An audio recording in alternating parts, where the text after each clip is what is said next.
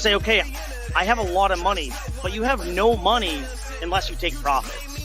When the first ever spot ETF was created for gold 10x. And the only thing I really knew was Bitcoin at the time, so I just invested very heavily into that. Rode it all the way up. What's up? My name is Jeff. Even the creators have said it's going to be the predecessor of CBDC. What that taught me was that I need to be self-sufficient. A solid DCA investment strategy, and pretend the red sell button doesn't even exist. We about to go up like.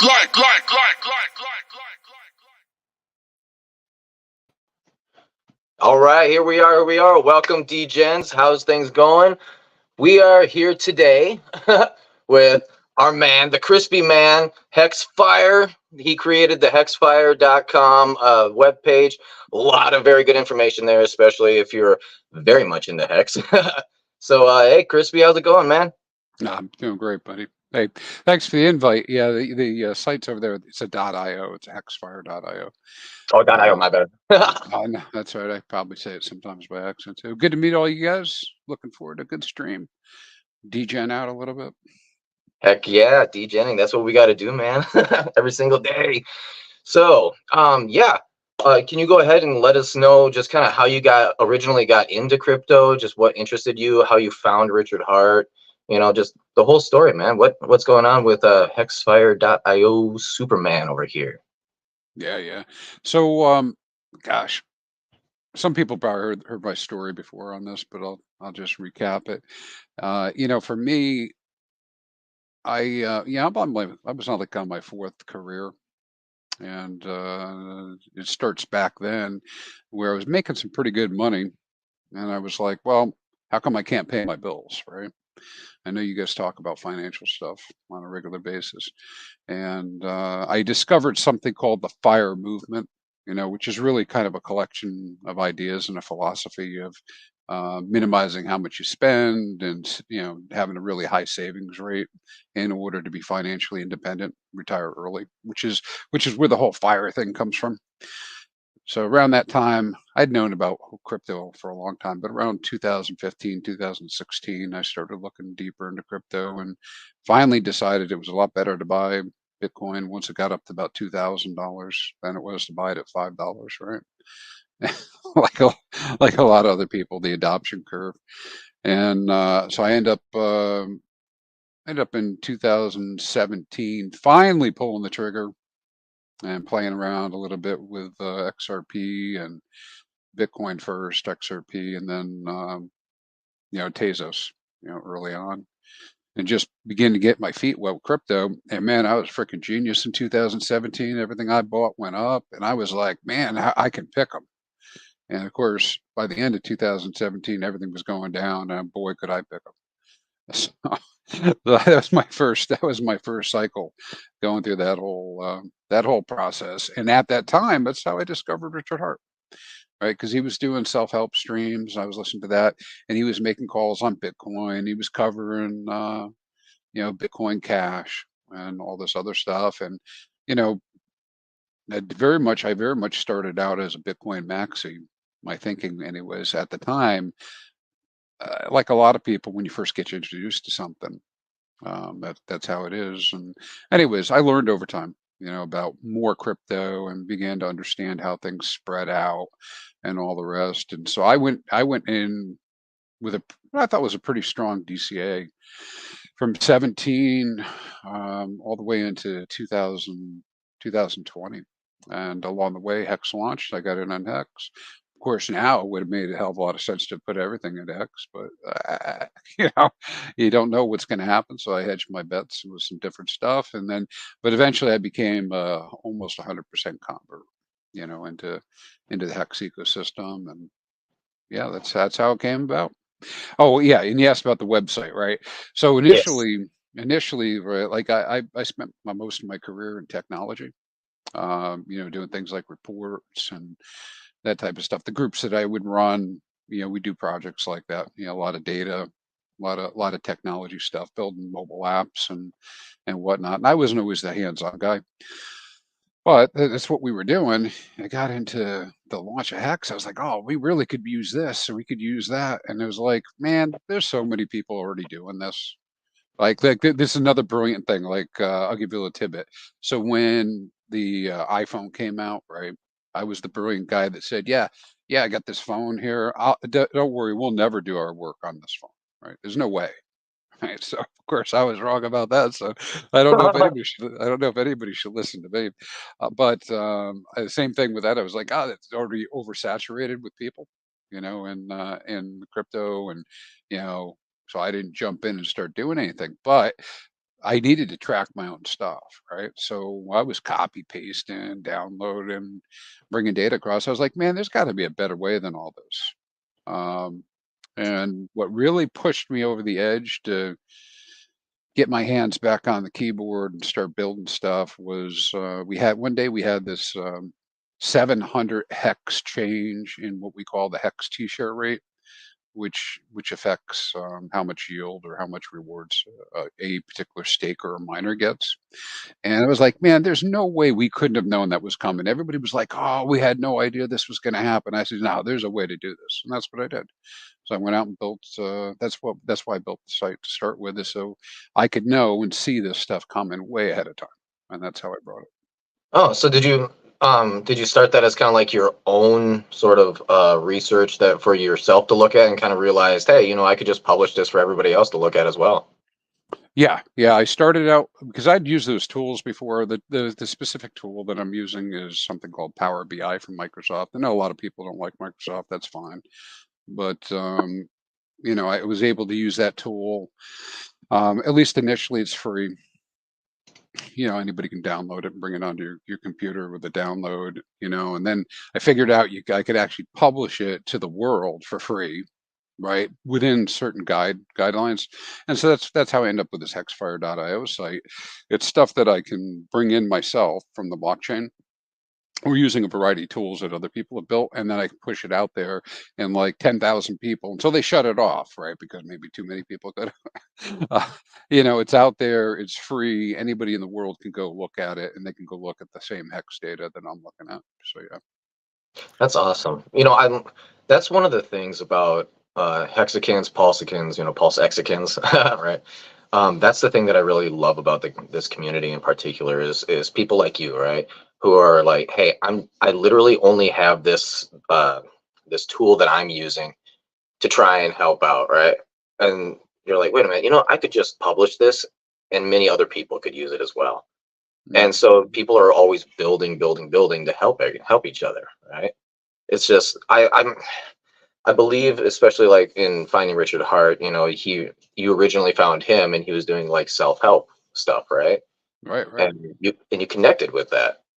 And now you're out here helping others as well. It's a really good really good expansion, so to say.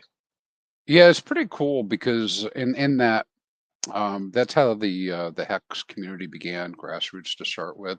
Nobody paid anybody to do nothing. You didn't, there weren't tokens that were given out for free to exchanges to get them to do stuff. It was right from the beginning. Hey, if you want to make something out of this, everybody has to participate and work at it. And so we have a pretty strong grassroots community. Still do.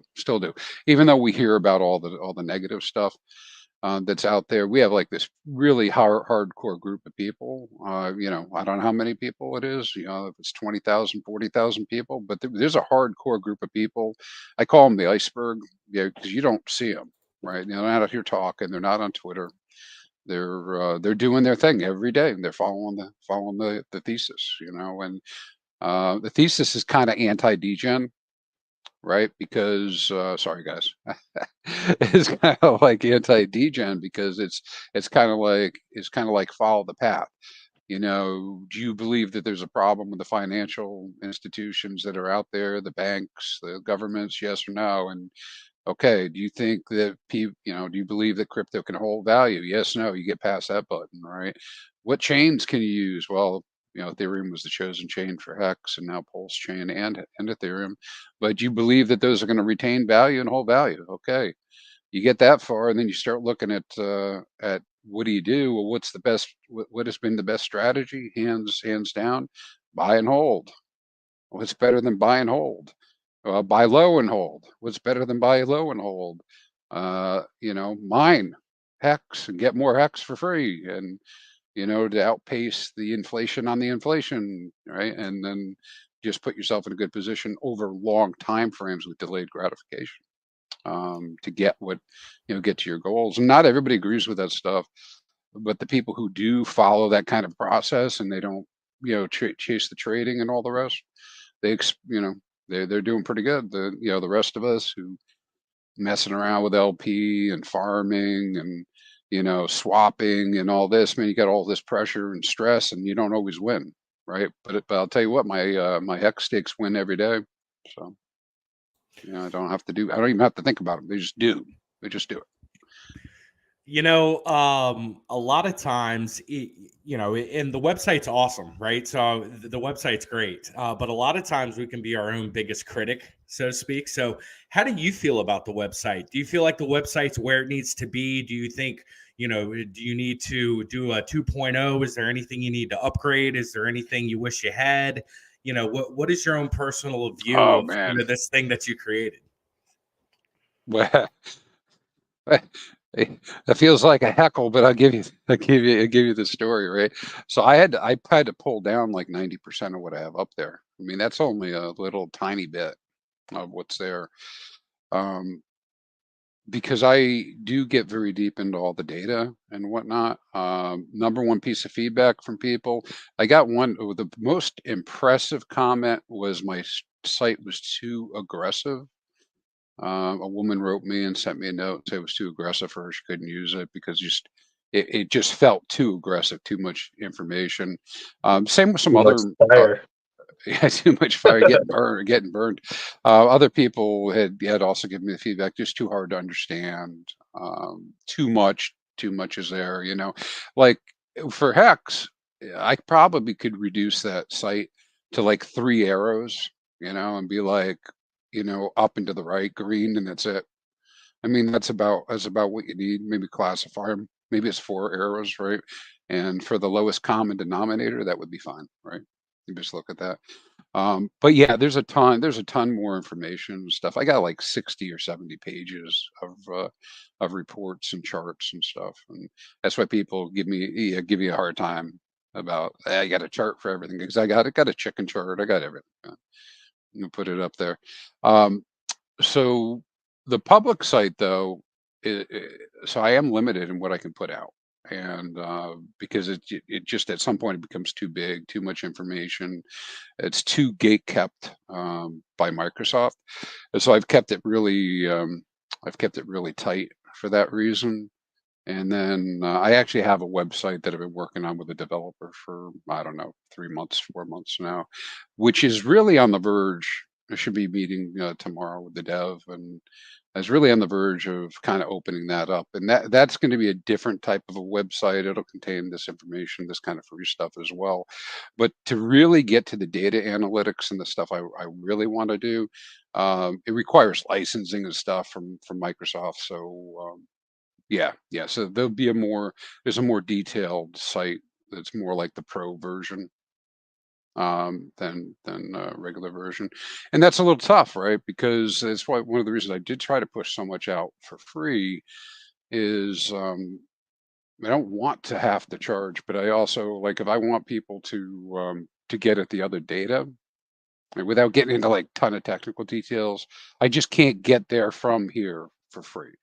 And so then everybody has access, has to have an account. And so now I got to manage accounts. And then if you want to do everything like things most people be like, it's pretty simple, right? Then you got to have a paid account. And now I'm paying $20 a month per user. And 10,000 people don't want to be paying $20 a month for access to data. They just go get something else for free. Anyways, so I do have a new site that's coming out that'll be more of a subscription thing, but it's going to be real niche, like 30 people niche, 40 people niche, not thousands. And that allows me to do different things, more detail. Fair enough. So you said that you had like a lot of pages that aren't even shown on this website just because there's so much data. So why'd you pick these specific items to show, and like why do you think these are the important ones for people? Like we got payout, share rate, supply. We even have some of the Maximus DAO tokens and Hedron and Icosa on here. Yeah, dude, man, you must be. I don't know who you're talking to. You must. You got good questions. Because that was like a whole thing, right? So I went out to my closed Twitter community, you know, my circle, and I had done a poll with those folks to get an idea what did they think needed to be on the site, you know, because you got to try to get information from other people. Doing it in a vacuum is a little tough, right? So I got that information from them. I also went and did a little bit of research. And I don't know if you guys saw my 2022 year-end Hex report, but I had modeled that over you know, corporate reporting and what people do for corporations in terms of reporting on crypto. Anyways, kind of led to this general idea that what are the questions people want to know about crypto? Well, I want to know about price. So first thing they can see is price. And that naturally leads to questions like, well, how much of that is locked up? And we've got TVL there, right? You know, what's happening with the rewards, right? This is a reward token, right? How do you get rewards? Well, that's where the T-shares come in and the T-share counts and the T-share rates. What about supply? You know, so we have supply up there. What about adoption? You can see how many people are adopting, you know, how many wallets have adopted on both chains, and so on and so forth to kind of get there. And then I stick real close to the Hex ecosystem. So it's both natural and important to the people probably looking at Hex in the first place that they can see information like the Maximus DAO information, the Hedron information, the ICOS information. So that, I mean, that's kind of how the choices got made to get them up there.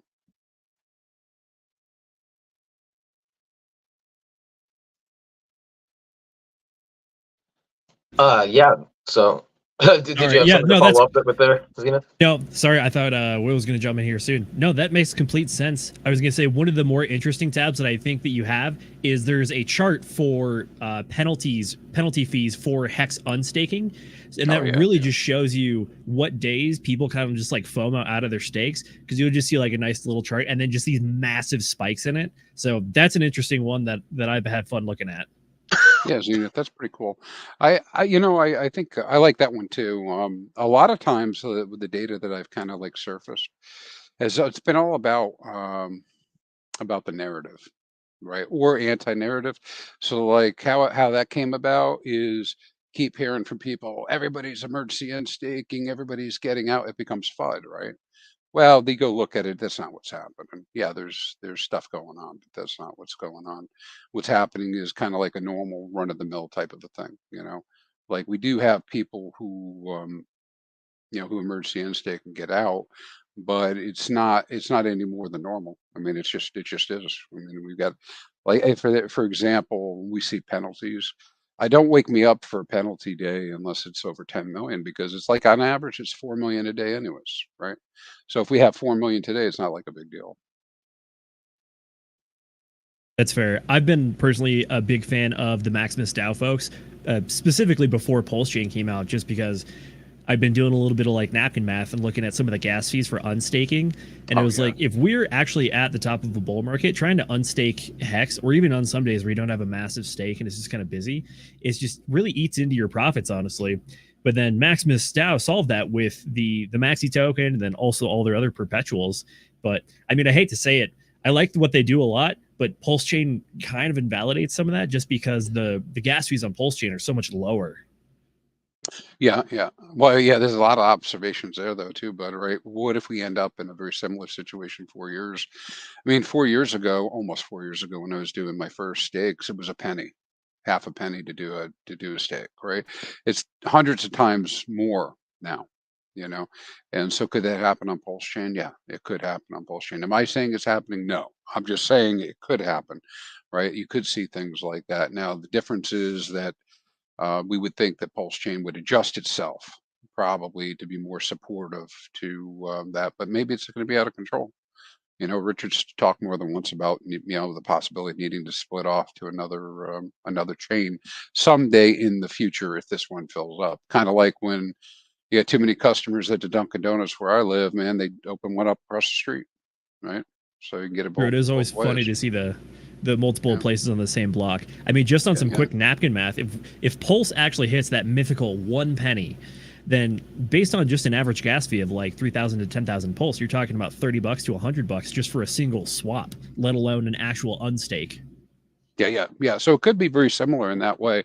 And so I think a lot of the streamers and like Dollar Cost Crypto, some other people, they've kind of brought that up, that you probably should be thinking about that in the future as well. But then again, they don't borrow too much trouble from the future if we don't know what's going to happen. I've been doing these EHEX gas reports on a semi-weekly kind of a basis, just looking at the gas and what's been going on. And so right now on Ethereum, the gas is cheaper than it was in January 2021. So it's a great time to be able to do things. I know there's some people, I don't, recommend people go out and emergency end stake, but I know that some people use that as a strategy. Some of them are trying to, loosen up their stakes earlier so they can do different things and deploy differently. But yeah, I mean, you look at some of the highest values paid were like $2,600 for an end stake.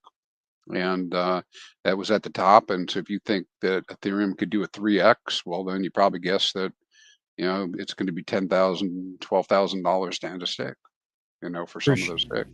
For sure. And just a quick plug, all these reports you're talking about, where can folks find them? It's at hexfire.io. So it's where, Righty.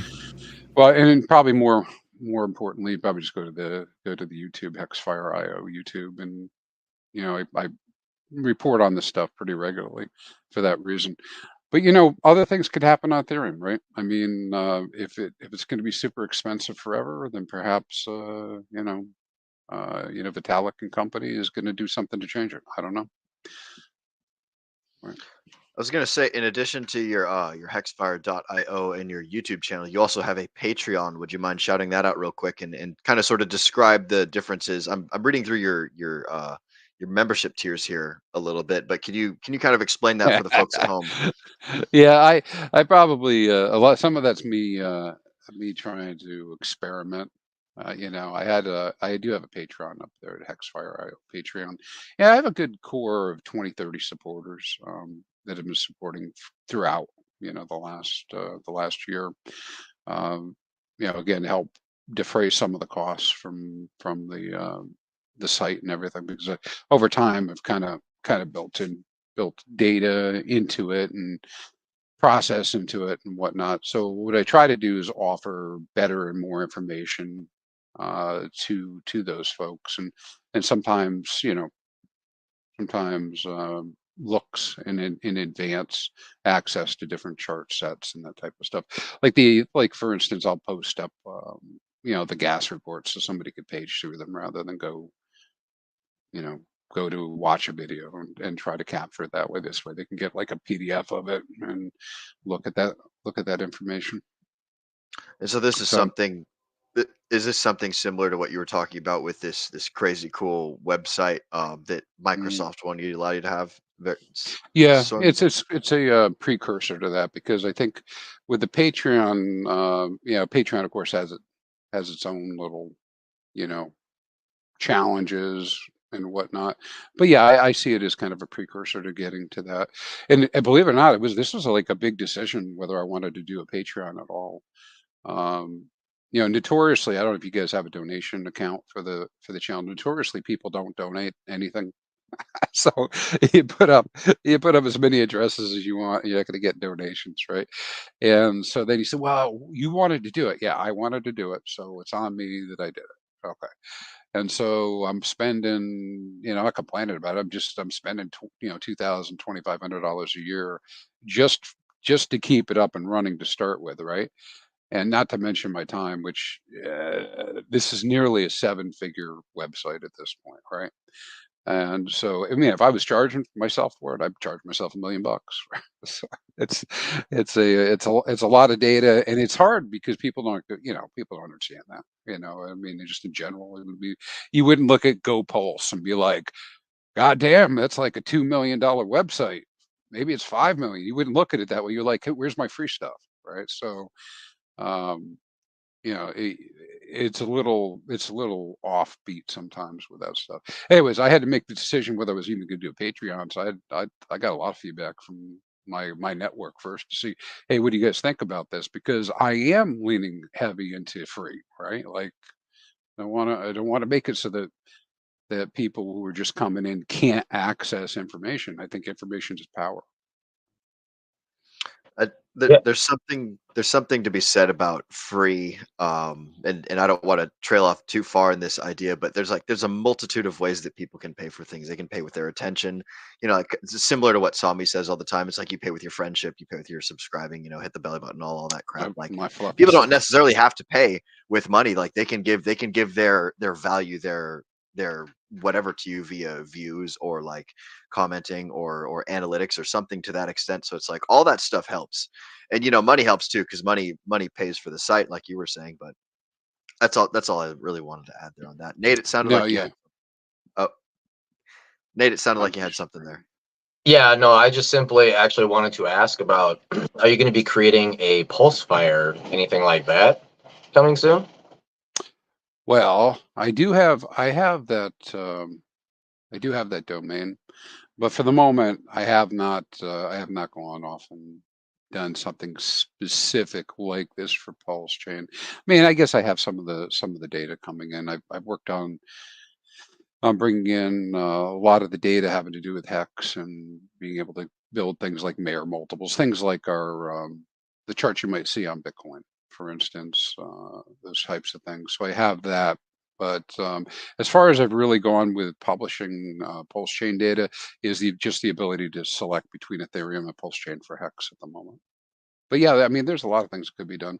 The infrastructure is so new. When, for instance, like a lot of us, I didn't know a lot about crypto at first, right?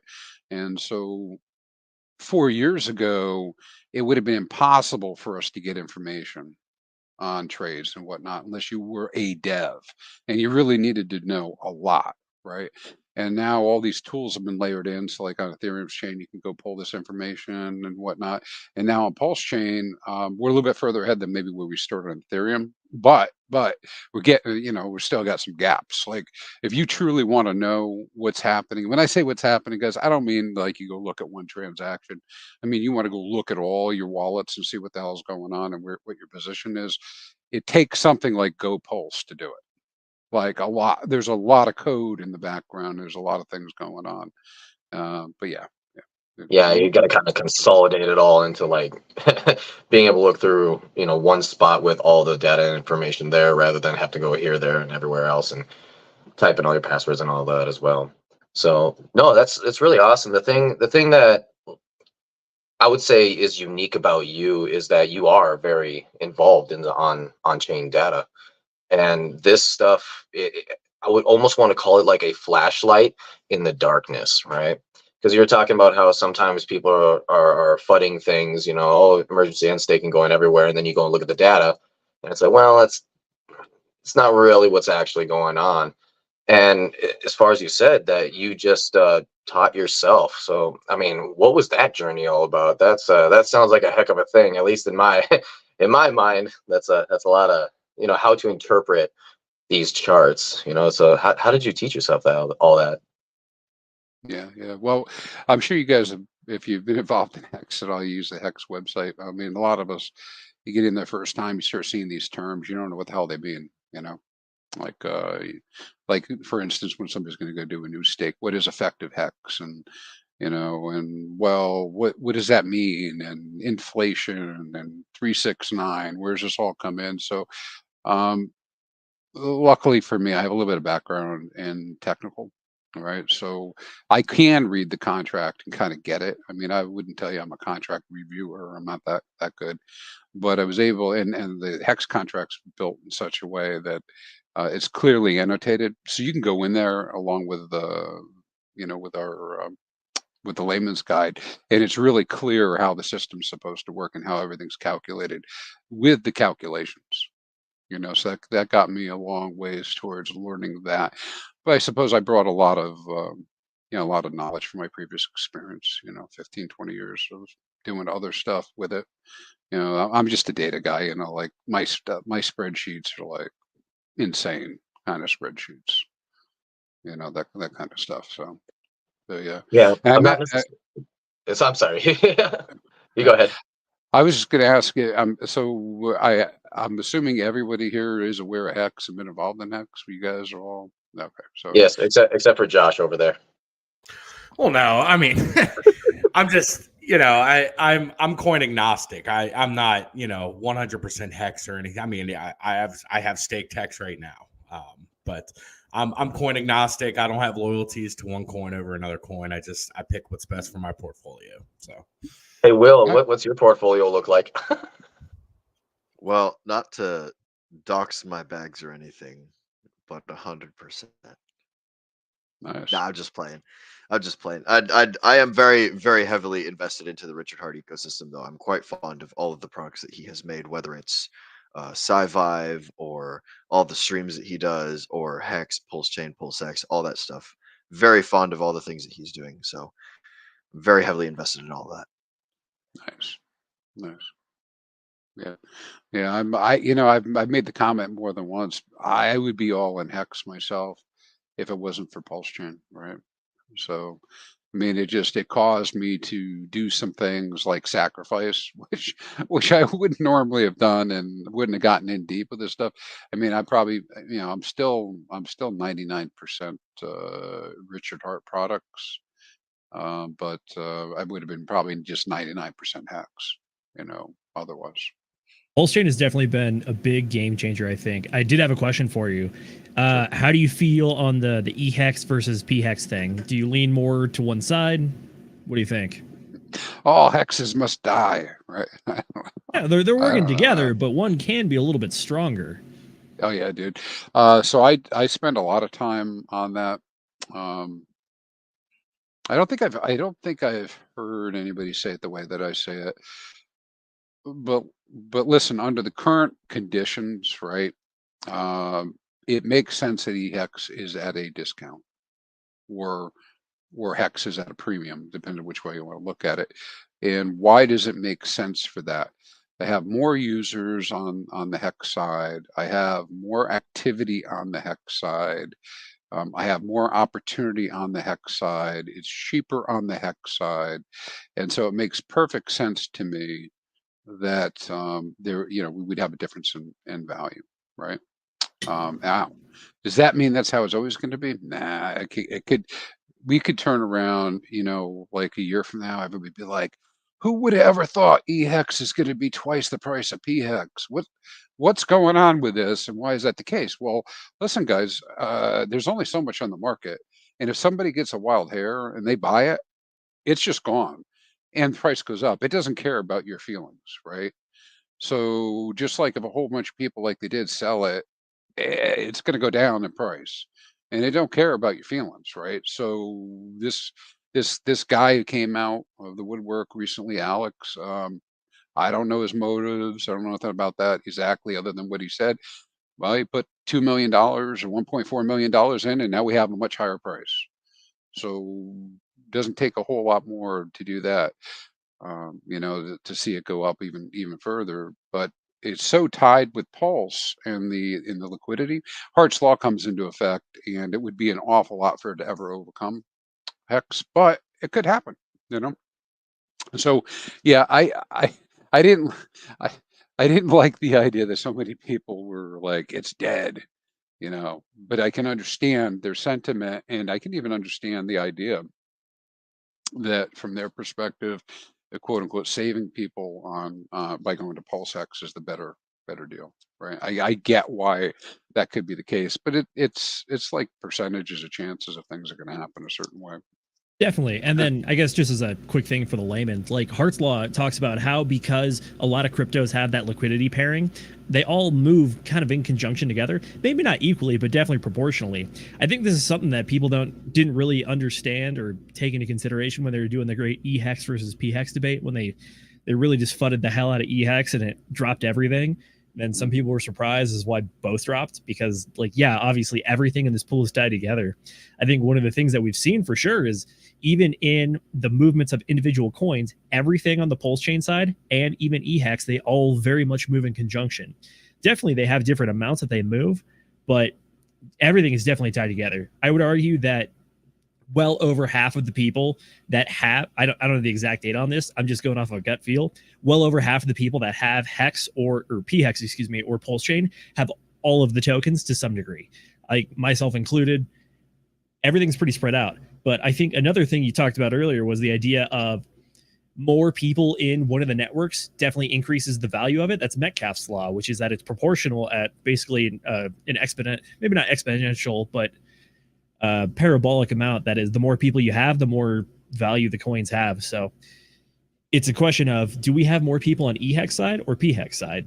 And based on the Ethereum fork, it's pretty clear. I think we at least have the same number in the PHEX side as well. And then all those people that sacked for PulseX and whatnot, it's pretty tempting to try to ratio trade some of it. So I think that might encourage some people to get in there as well. So that's at least what I'm seeing with our own little ecosystem. Yeah. Well, we remember I just said a few minutes ago how I was a genius back in 2017. So what I'm talking about is when somebody opens their wallet, right? They just pick some token. Just pick a token. Doesn't matter. It could be some degen play, some alt play. And you're looking at a Pulse Chain, you open up your wallet, or you go look on Dex Screener. It's like, hey, it's up 20%. I'm brilliant. And then it's down 20%. You're like, oh man, that's down 20%. Yet nobody bought or sold it, right? That's what we're talking about. What's happening is that this liquidity is tied together. And I didn't understand it back in 2017, but I do understand it now, because back in 17, what was happening is everything moved with ETH, right? Until it didn't.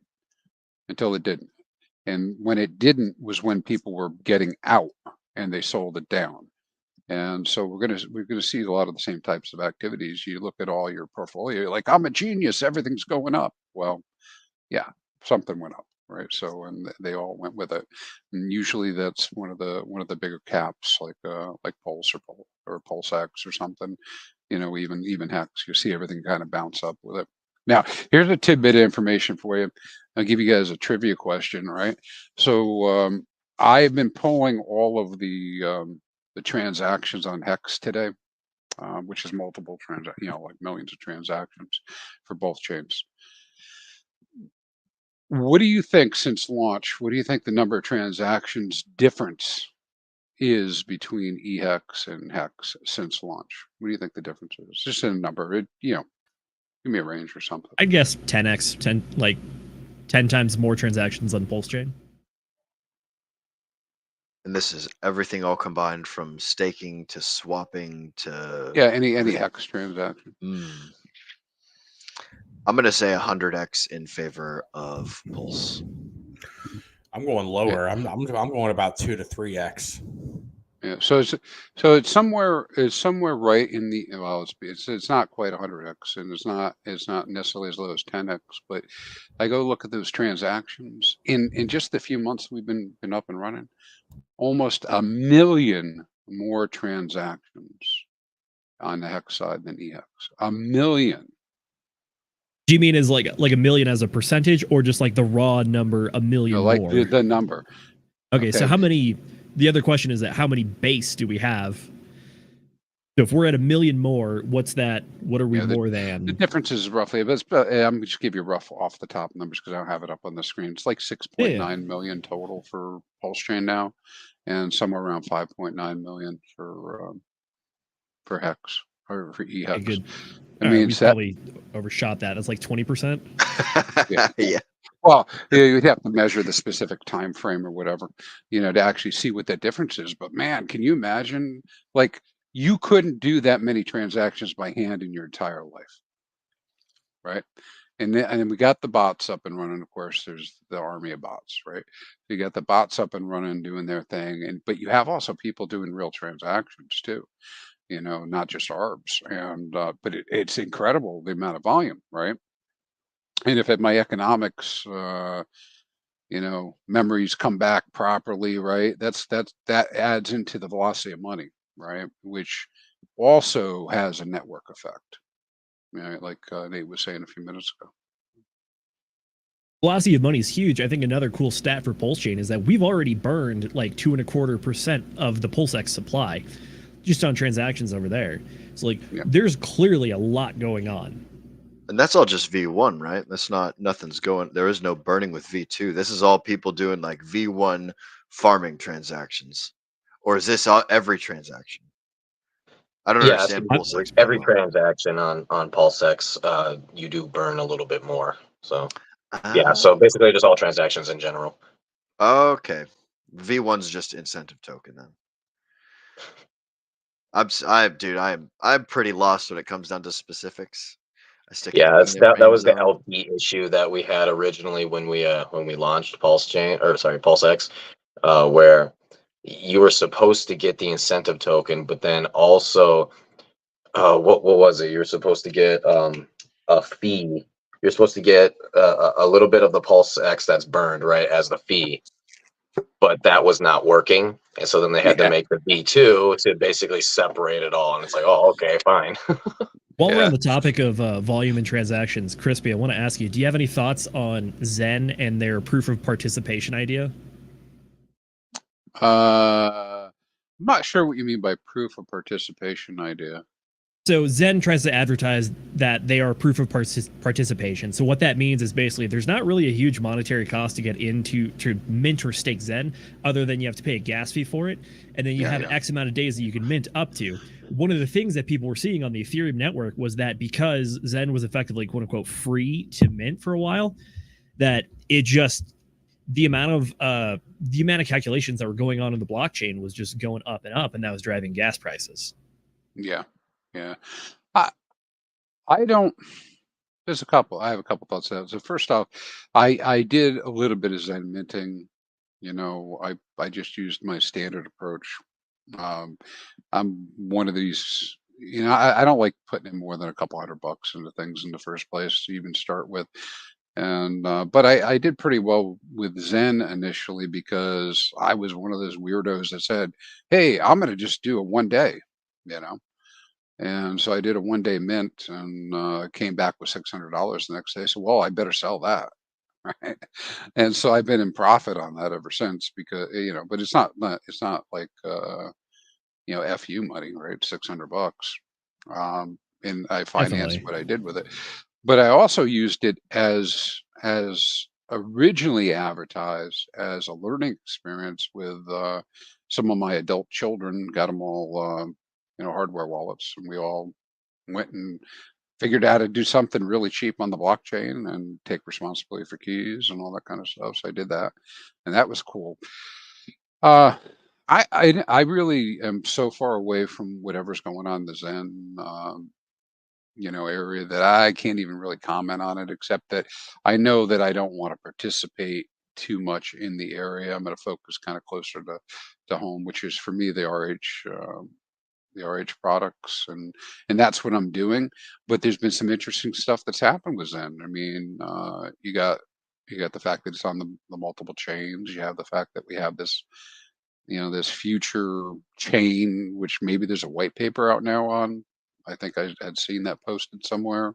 And you even have like a weird, like two copies on Pulse Chain, like OG Zen and you know, new Pulse Zen, and you know, like more things that I'm willing to pay attention to. Like I don't want to pay much more than about a half an hour a month to this. And Oh, for sure.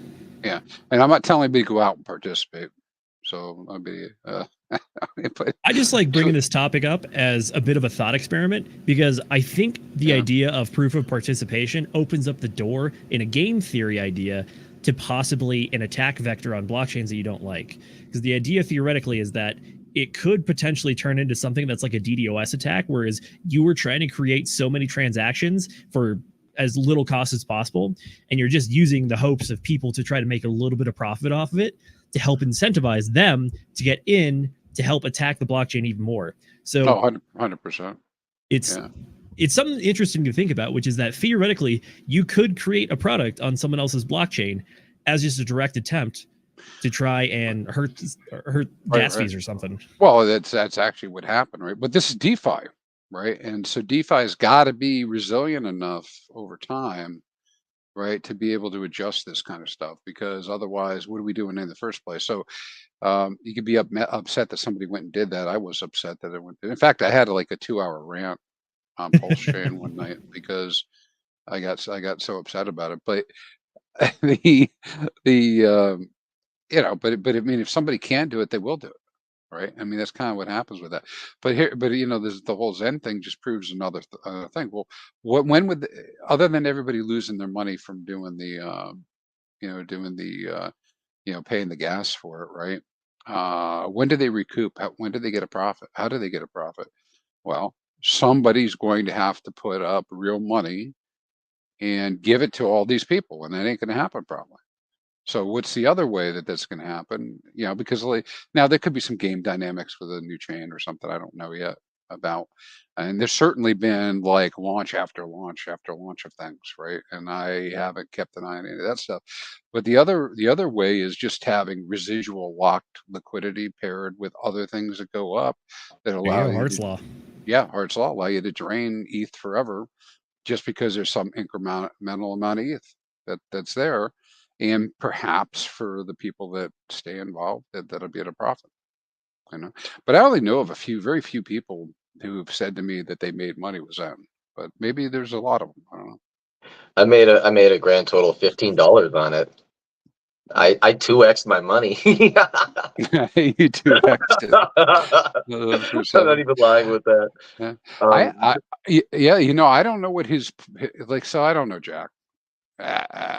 I guess I could use that as a pun, but I don't know Jack very well, other than having talked to him once in a while, and through chats and whatnot.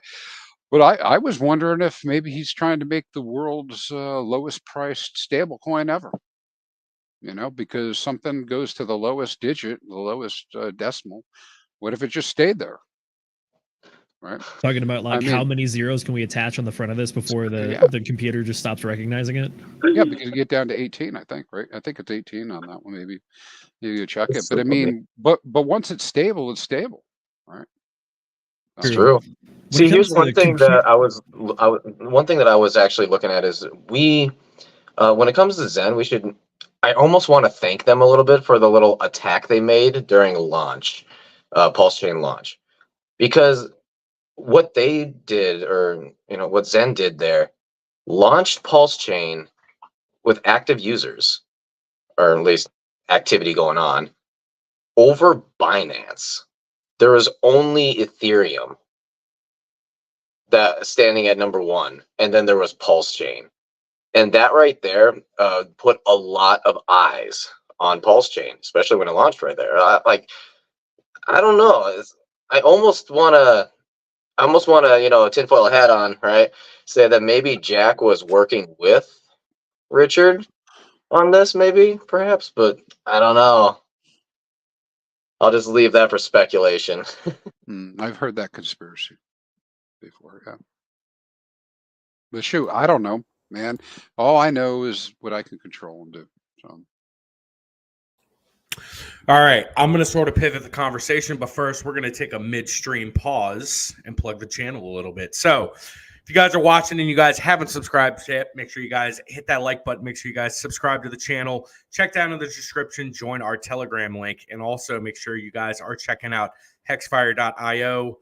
Give it up to Chrispyman for giving us a little bit of his time tonight. We thank you so much for that. So in saying that, I'm going to do a little bit of a pivot here. So you have an audience, you have a following in the Hex ecosystem, and the old adage is you are the sum of the 5 people that you surround yourself with the most. So within the ecosystem, who are the 5 biggest influences on you? Who is sort of somewhat kept in your inner circle, and who can you really lean on in conversations about whether it be Hex, Pulse Chain, PulseX?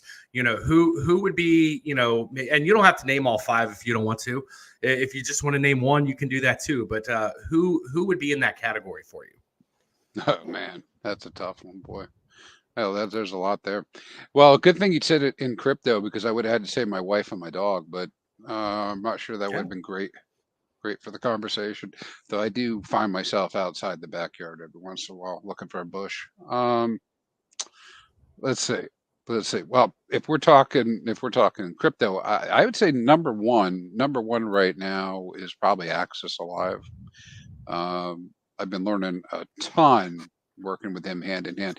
But see, like I'm more like a tech guy and not a not like a like a marketing or salesy kind of guy, or even a TA guy. So I work very well with teams in that way. Meaning somebody's coming up with great ideas about something they want, and then I can actually make it. I run out of the creative juices myself. So I'd say Access Alive for that. Right up there is Matty Allen, because I do work with him on a regular basis. And by extension, some of the other characters you've probably seen running around here, like, Toby Wan and Brizology and those guys. So I think from, kind of like Crypto Social, that's kind of where that is. If I go a little bit deeper, the guys I really resonate with, I do anyways, I think, because there's some people you probably don't even know, like, Finn Bear is a good example. He's a guy who's out in the chat. I don't know if you know him. And Nenad, NENAD, came up with the the inflation charts for Hex. I've done some work with him, and then there's another because I'm also an admin out in the channels, right? And so I know a lot of these people from a long time ago, and probably the other one is a guy by the name of Pulse Poseidon, or Don. Anyways, I I can go on, but there's so many brilliant people that I do work with in different ways, and I probably just named 6 people, and I could probably keep going on with others, but I guess it depends. It's topical too, right? So we're talking dev, it's one thing. We're talking charts and ideas, it's another thing. And as far as who's got a big influence, over things that I've been running into. Like, there's a couple guys that do what I do too, like Ben Sierra. You may have seen him around once in a while. And he was doing Hexbase for a while, right, and providing that. And I always get his pronunciation wrong, but I think it's Ju Young. And the Hedron Icosa space was very similar. Sloth, etc. So, anyways, but that would be that. I like that lesson, that whole average year 5, the top 5 people, because I think it's a very true thing. Yeah, it's actually a lot how we ended up getting started, because we were actually just simply doing the crypto mindset courses, right?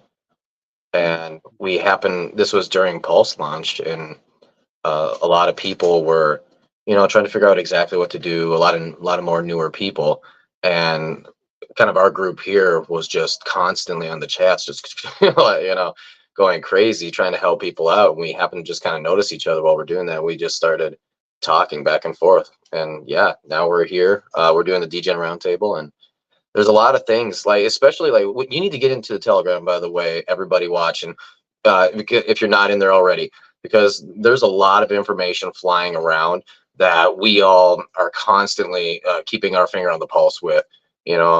Right, literally just today we had an emergency Telegram call that had some very important knowledge of possibly maybe our bull run is going to end a little early, and especially for anybody who's in Hex, that would not be a good thing, right? We want that to go longer.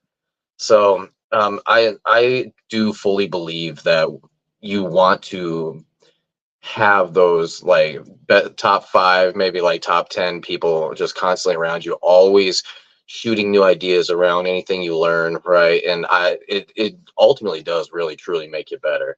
So yeah.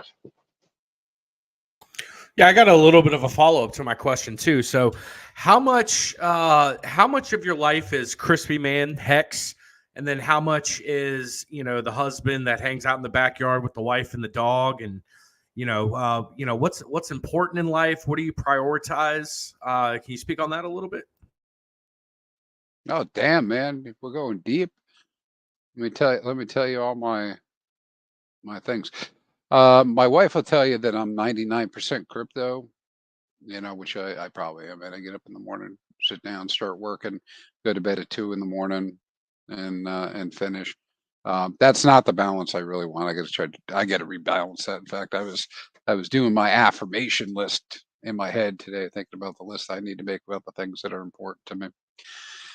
Yeah, because it is important to do that. I'm like semi-retired, right? So I'm sitting here, got to do something to keep my brain working and keep doing stuff. And so I do some side work, some consulting on the side.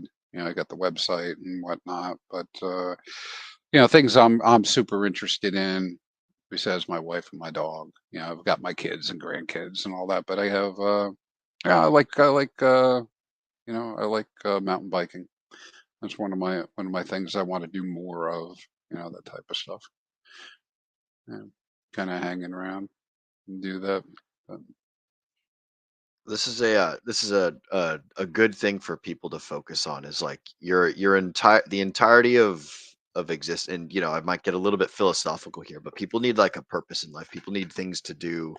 Like you were saying, you're semi-retired, right? You're still doing things. You're actively working towards some kind of goal on like a day-to-day basis. The entirety of your existence isn't focusing on your wife and your dog and your mountain biking. You've still got like a purpose, right? You still got work that you need to do, or things that you want to do with your time. It's like, once people get to the point where they retire, or to where they get the point where they have fuck you money, and it's like, you people generally have to decide, like, do I want to spend the rest of my life vacationing, or do I want to have something that I'm doing all the time that like makes the world a better place? Like, you've got all this stuff locked away in your mind, right? All of this fantastic information, you're sharing it through the world to the world, through your consultations and through your building of this website and interacting with people in the Hex ecosystem.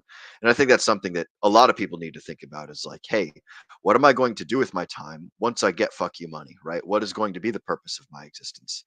And things of that nature. Is that sort of kind of what you're describing? yeah, Per- yeah. Yeah, somebody really close to me had told me this at one point. I'm an older guy in my 50s, but I'm not old, right? But I guess compared to the 30-year-olds I am. Uh, but the idea that, hey, if you're going to retire, you really need to have a plan, kind of dry run for what you're going to do, because it can be pretty daunting once you do have FU money, right? You got to have some sort of focus to do something, right? So I think that's very much true. Otherwise, a lot of things like depression can come into things, where you just don't have activity. So I'm driven to continue to be that, be active for a lot of those kind of reasons as well. You do need a purpose. And then, it also fits into my greater plan. What's my greater plan? Well, my wife and I had done a kind of like a dream planning type of sequence, where we're planning for what does our future look like?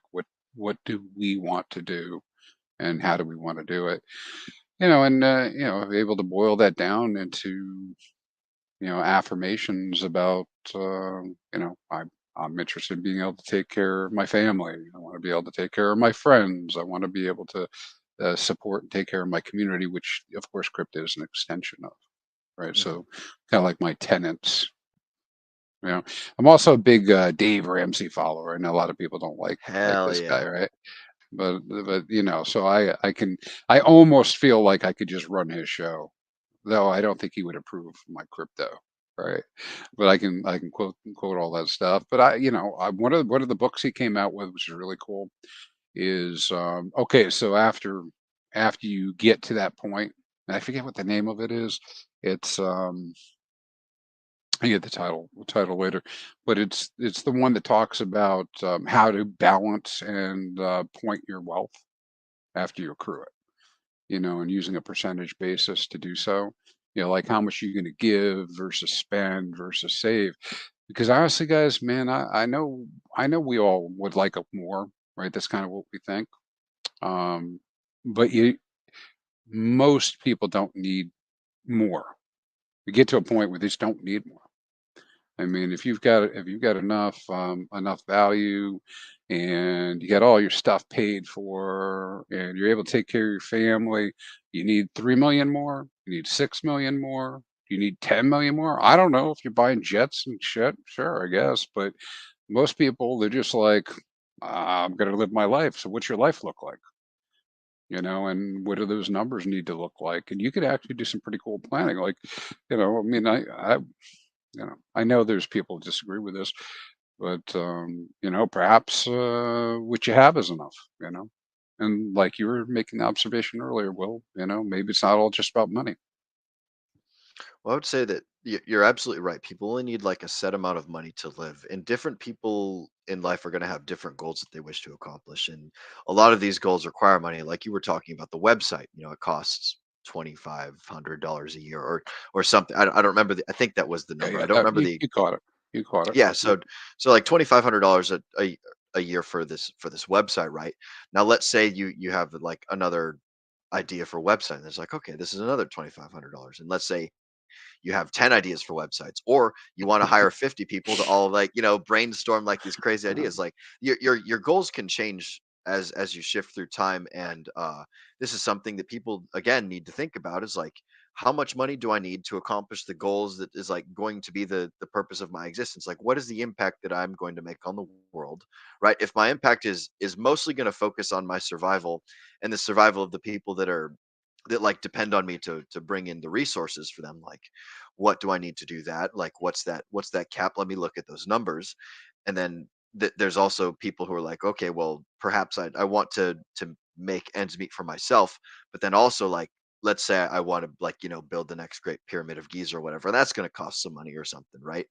yeah, The, yeah, I think that there's an issue and this is my own personal philosophy, is it's like there's types of people who will amass great fortunes and then sit on it, and then nothing basically happens. And then there's other types of people who will like learn how to make a massive influx of money and just constantly be spending everything and getting rid of all the money that they have, and then generating new money via like their plans and things that they've built and other stuff to that sort of nature. And those are like the two kind of camps of people, at least in my peanut brain, that I've come up with. But these are things for folks to consider, like when you're amassing your stores of wealth, when you're investing in crypto, when you're trying to build a business. It's like, what is the goal that I want to accomplish here?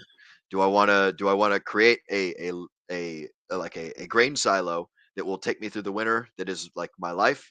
Or do I want to have like a grain silo that's constantly empty but filling up really fast, and then I'm like, jettisoning everything yeah. out to start all sorts of projects and things? So that was some good insight, man. I like where you're Well, going with this. I think stage of life makes a difference too in career. Where you are. Um, Everybody has a finite ending at some point, and whether it's the end or just stop working end or stop investing end, there's a number, right? There's a place, right? And so things aren't going on forever. Like when I was younger, man, I just assumed I'd live forever, right? And I don't plan on checking out anytime soon, but it's a different kind of situation. And I did. So for a few years, I was doing as part of a nonprofit. I was doing financial coaching, and one of the big problems that you come across with people is you start talking about what they need to be able to live. Like we're talking about these numbers, like crazy numbers, and like people at home don't have $500, right? Like they couldn't go produce, five $100 bills, right? Got no access, no ability to get the money, right? And so you tell them, hey, you need to save up like $1 million, or like, F it, right? So you get these bad cases of efforts, and then when people get that way and they're like, hey, F that, I'm just going to go do something degen, and they go just instead of making sure they have a little bit more, they just go spend everything they have because forget it, who cares, right? How many times you heard, I'll just die, I'll just work until I die, or can't get blood out of a stone, right? Those types of things, later on. And so a lot of times with the planning, it really throws people off that way, because the numbers are too big, it's too hard to understand, and to get there. And in a lot of ways, I think that happens with crypto too.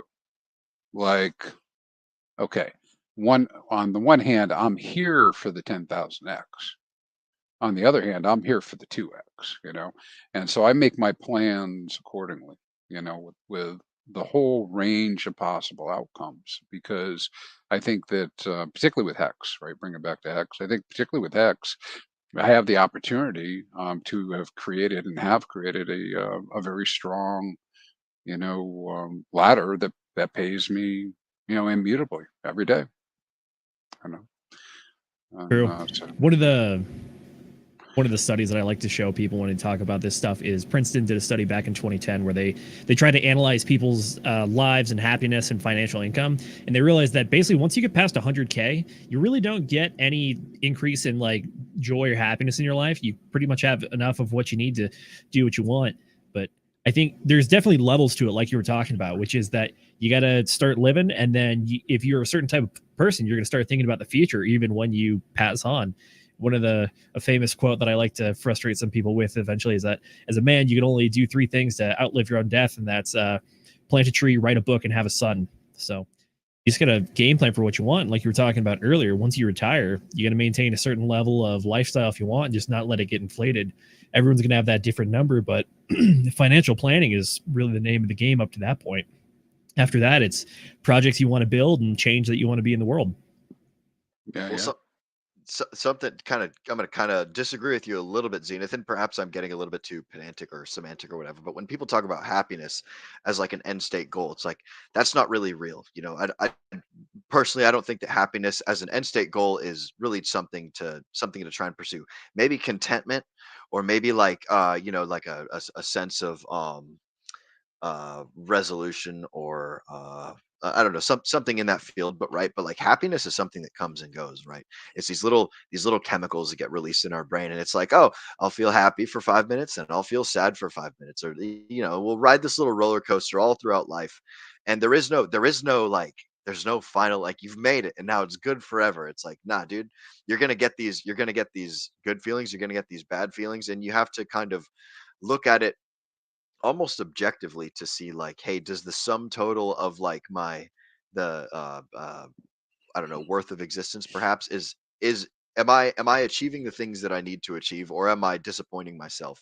Something in that area. So again, I think I see what you mean. Perhaps you didn't like. I don't disagree with you at all. I think the Yeah. concept of happiness, especially in the 21st century, is very muddled down, and it's this idea that's been tried to be packaged up and sold to people. If we want to get real Socratic with this, then the idea of what is joy or happiness in life really comes down to pursuing a life with virtue and excellence, and determining what that is for yourself. Granted, happiness is not going to be a day-to-day thing, but it's going to be a long-term thing where you can stack small victories over a long time in accordance with what you find as virtuous, whether you are religious or you're just trying to go off of a base, like, natural law kind of thing. It's pursuing excellence and virtue in your life is what's really going to get you to happiness.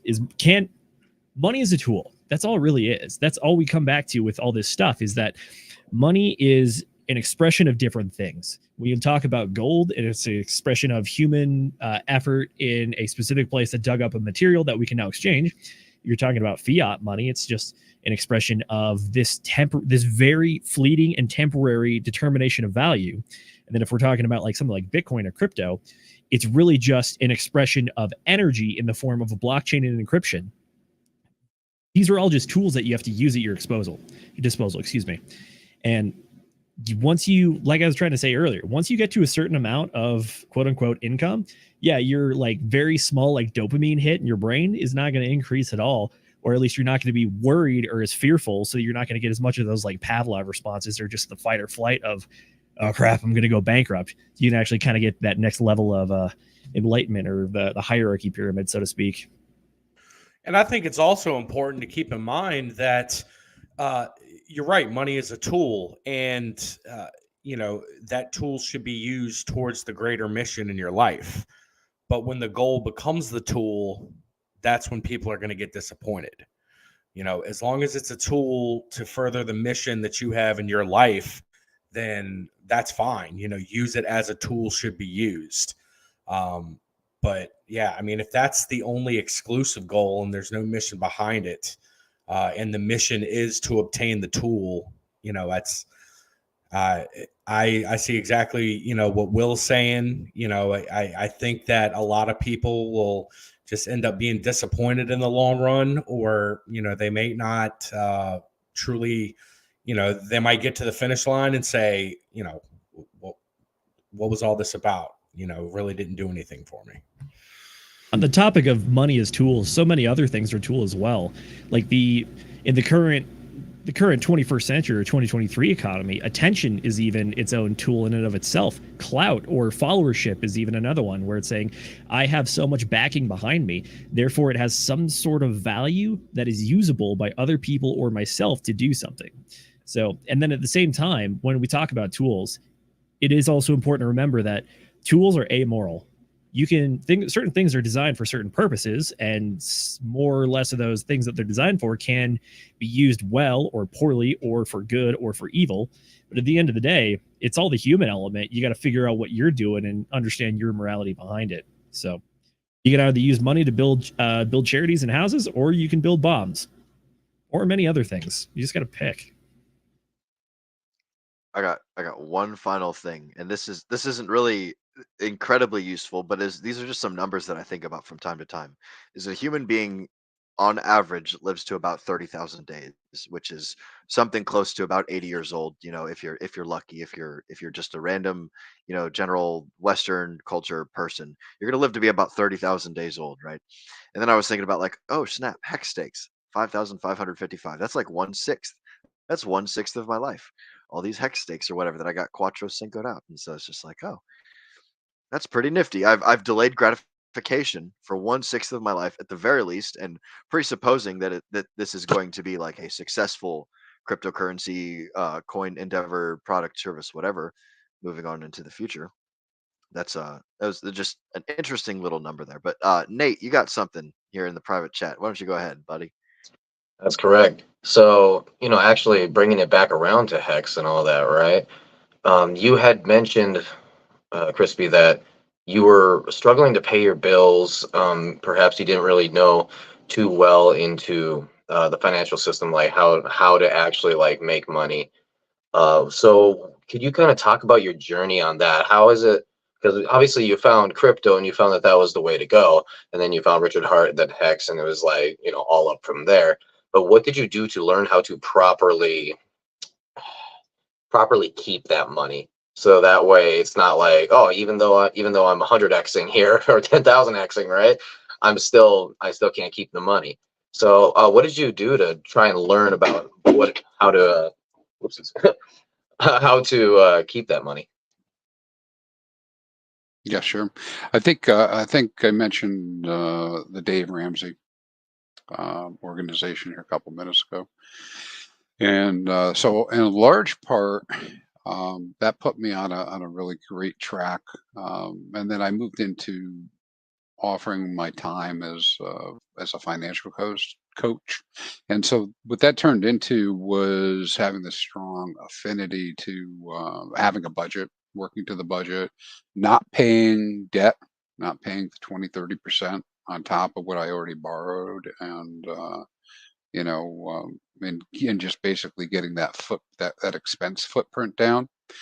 And then I upped my and I use that learning to kind of go towards upping my savings rate to like 50%, which is a whole story in itself. Is that we were saving 50% of our earnings, in order to stockpile and then invest, right? And then just taking a very standard kind of approach to, standard kind of funds that you would see in the stock market, to keep that value up. This outside of crypto, right? Of course, right. But I mean, I think that does that answer your question, Nate? You're going after? Yeah. It actually it sounds a lot like we had book club just this last Friday. Yeah, we had the book The Richest Man in Babylon. Oh yeah, And that's a great book, man. Yeah. So have you read it? Yeah, recently, Oh, last heck year. Yeah, and kind of what you were talking there actually reminds me a lot of the simple lessons in that book, especially as far as like saving money and all that. And that was one of the things that I ended up learning myself, just kind of going along my own journey, right? And it's like, get rid of anything that you really don't need. Don't be paying for stuff, that is taking your paychecks, that it's taking your paychecks away from being able to put money into for the future, So yeah, no, I respect it. That's a good journey. I mean, Yeah, well, Crispy. Oh, go ahead. no, I was just going to budget's key, keeping to a budget. would I you was say gonna. that sometimes people fall into a trap of they try to get too advanced with their finance and whatnot before they have the basics down? Oh, 100%, right? I mean, even I had to like disentangle my beliefs, from my feelings, right? And then put some action to stuff to do it because like I had a bad case of the efforts, man. If you talked to me 15 years ago, I'd be like, I'm never retiring, you know. I'm going to work forever. I'll work until I'm dead, because it just didn't seem plausible, at that moment that I would be able to do what I did. And you're referring to work in this sense, being like, oh, I have to slave away to earn money to survive, not like I got something to do and I need to do it. Yeah, yeah, yeah. Okay. The negative case of I'm going to work until I die.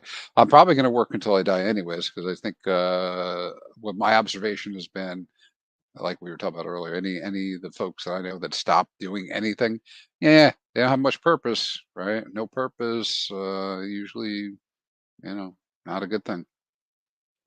I wanted to ask you to kind of circle it back to Dave Ramsey. How long have you been in the Dave Ramsey sphere of influence, and is that something you've passed on to your children and grandchildren? Is this how important do you think that this is for building a good Yeah, foundation in life? I think it's pretty big, right? But you know, yeah, the semantics of it, people get all bent out of shape when you try to push certain things, a certain way.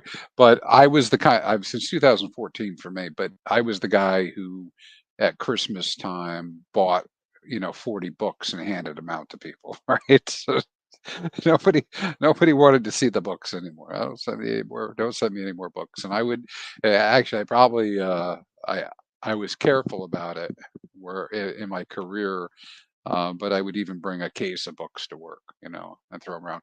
Some people get bent out of shape because anybody who knows about Dave Ramsey knows he's very religious in the Christian religion, right? And a lot of what he talks about is very dovetailed into that. And so, if that pushes your button, then people go nuts right off the bat.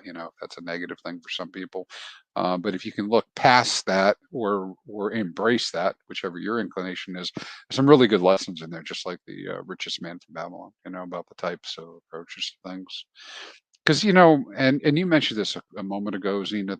I'm a believer in natural law, and what do I mean by that? Uh, yeah, you could believe there's 1,000 things that are going to save you, but at the end of the day, if none of these things come and save you, you still got the bill, right? You still got to pay it, and there's just natural consequences to things that I do, and I got to be adult enough to like manage that myself and take care of it.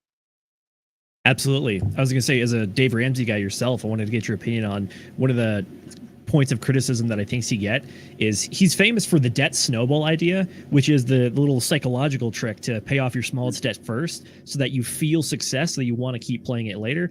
When mathematically speaking, that's actually kind of the opposite of what you should do, because you should be paying off the biggest debts with the most interest and the worst rates first. What do you think about that? Yeah, yeah. Well, yeah, you obviously know about it too. Yeah, it is a psychological trick, and the idea being that you see that you are getting progress, and therefore you move forward, even if it might be, such a tiny amount difference, between the two. And what he's referring to, what Zenith is talking about, is that debt snowball idea, is putting all your debts in order, smallest to largest or largest to smallest. You work on the smallest ones first, and then apply your payments that you would have gone to the next one up, and it helps build momentum. And so in that way, it's a trick. But you can get bogged down with all this fancy stuff, and I've had people pitch it to me: don't pay it off, go borrow money instead, and go go earn. But there's risk involved, by not doing that. And one of the hardest things I did at the time, I told you I ended up with a 50% savings rate. But one of the hardest things I did was pay off my house, right? And to do that, I had to stop contributing to my 401k. And that was hard to do for a year and a half, to be like, not save for retirement and put it towards my house, right? But it's a matter of belief as to, what do you think is going to be important? I mean, my house is as important as my 401k in terms of accruing value. I mean, it's still there. It's just in the house, not in the 401k. But it's a different risk profile. While my house could burn down, I do have insurance for it. But unless we have some sort of other weird conspiracy event, like I come home and aliens took my house, or for some reason there's an ancient burial ground and the title guys didn't catch it, my house isn't going anywhere. It's still going to be there. So not so true for all investments, including crypto, right? I just, it's good to hear. I love hearing stories of passing financial discipline through generations, because I remember I've told the story maybe once or twice before, but I remember 7, 8 years old playing in the living room, and every time my dad would write a check or do anything, he was recording his transaction right there at the kitchen table every single time. And it became something that, I just, I always knew he was doing it. It was there.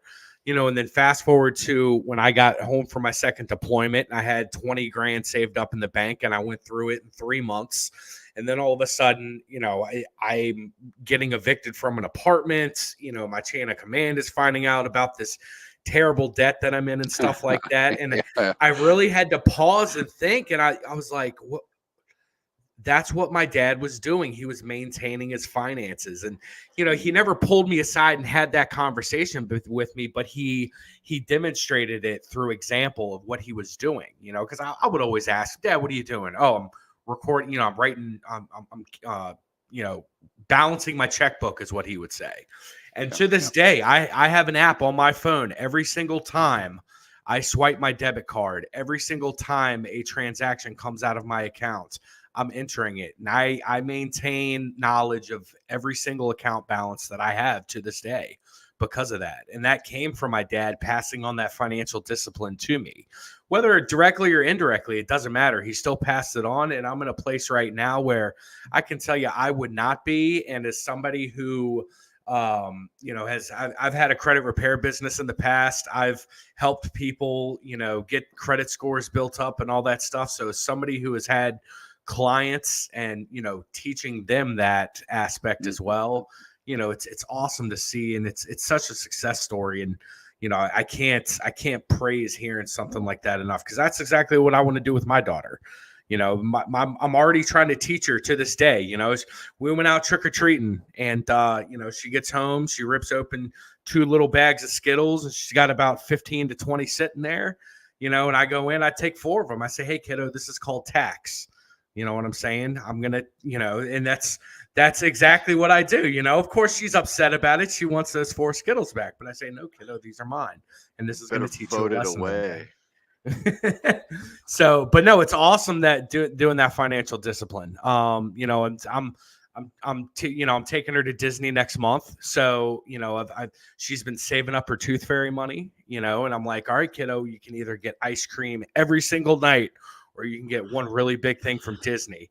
But it's these little financial lessons that I'm trying to teach her that, I saw from my dad, and that, it's so that financial discipline that's being that's awesome, man. It's so great to hear that. Yeah, I think you're doing the right thing, man. Yeah. You had mentioned you had got like 40 books or something around Christmas time. Can you kind of describe that process, or are you being bombastic and whatnot? No, I'm being factual. Oh shit! Hell yeah! Yeah, my wife finally told me that I had to stop doing it because I give away at Christmas all the time.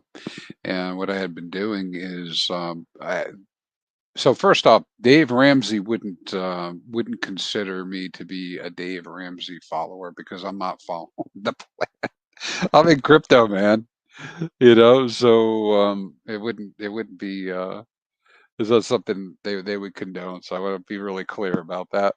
But they run these Christmas specials every year, around the holidays, and you get the books with money off. So I just buy a couple cases of them and hand them out.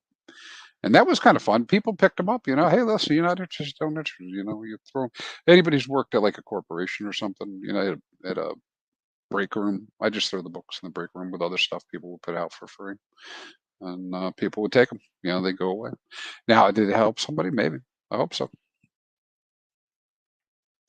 That's Because I wasn't joking, man. I'm making six figures, multiple six figures, and I can't pay my bills. What the fuck's up with that? How do people, and there's people listening right now, and I don't talk about money like this a lot. I know people in my life right now, they make $25,000 a year. And I know people in my life right now that, they're making $500,000, $600,000 a year. And it's not fair. It's all screwed up.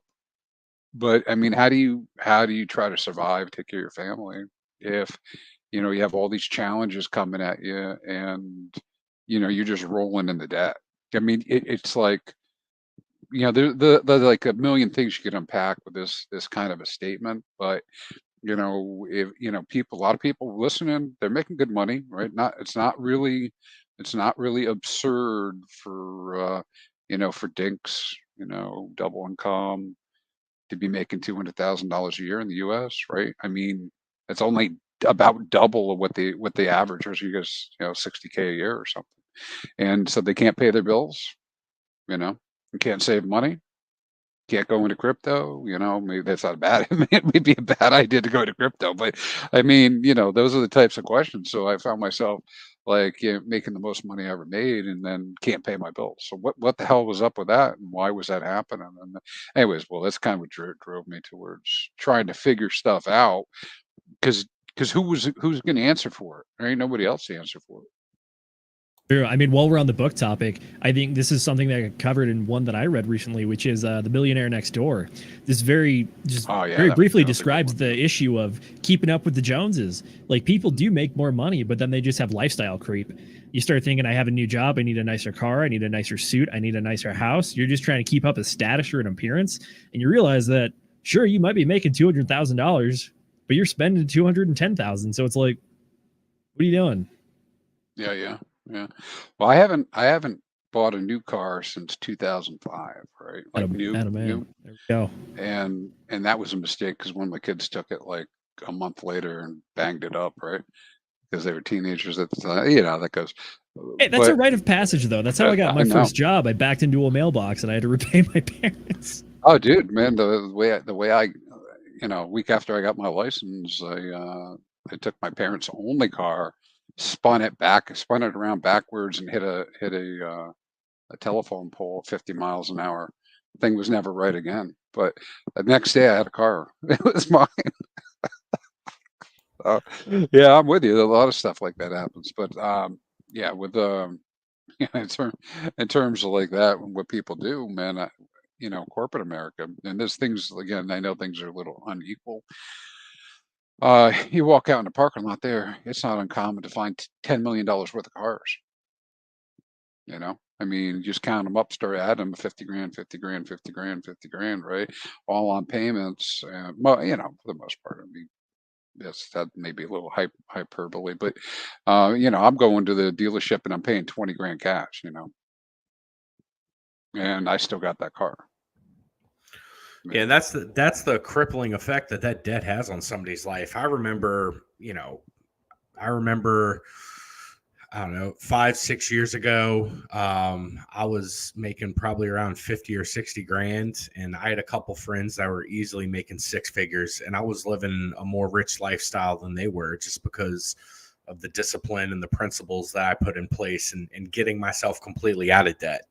The only debt that I have right now is my mortgage. And, I have friends that, $250,000, $300,000 a year that they're just crippled by the debt that they have.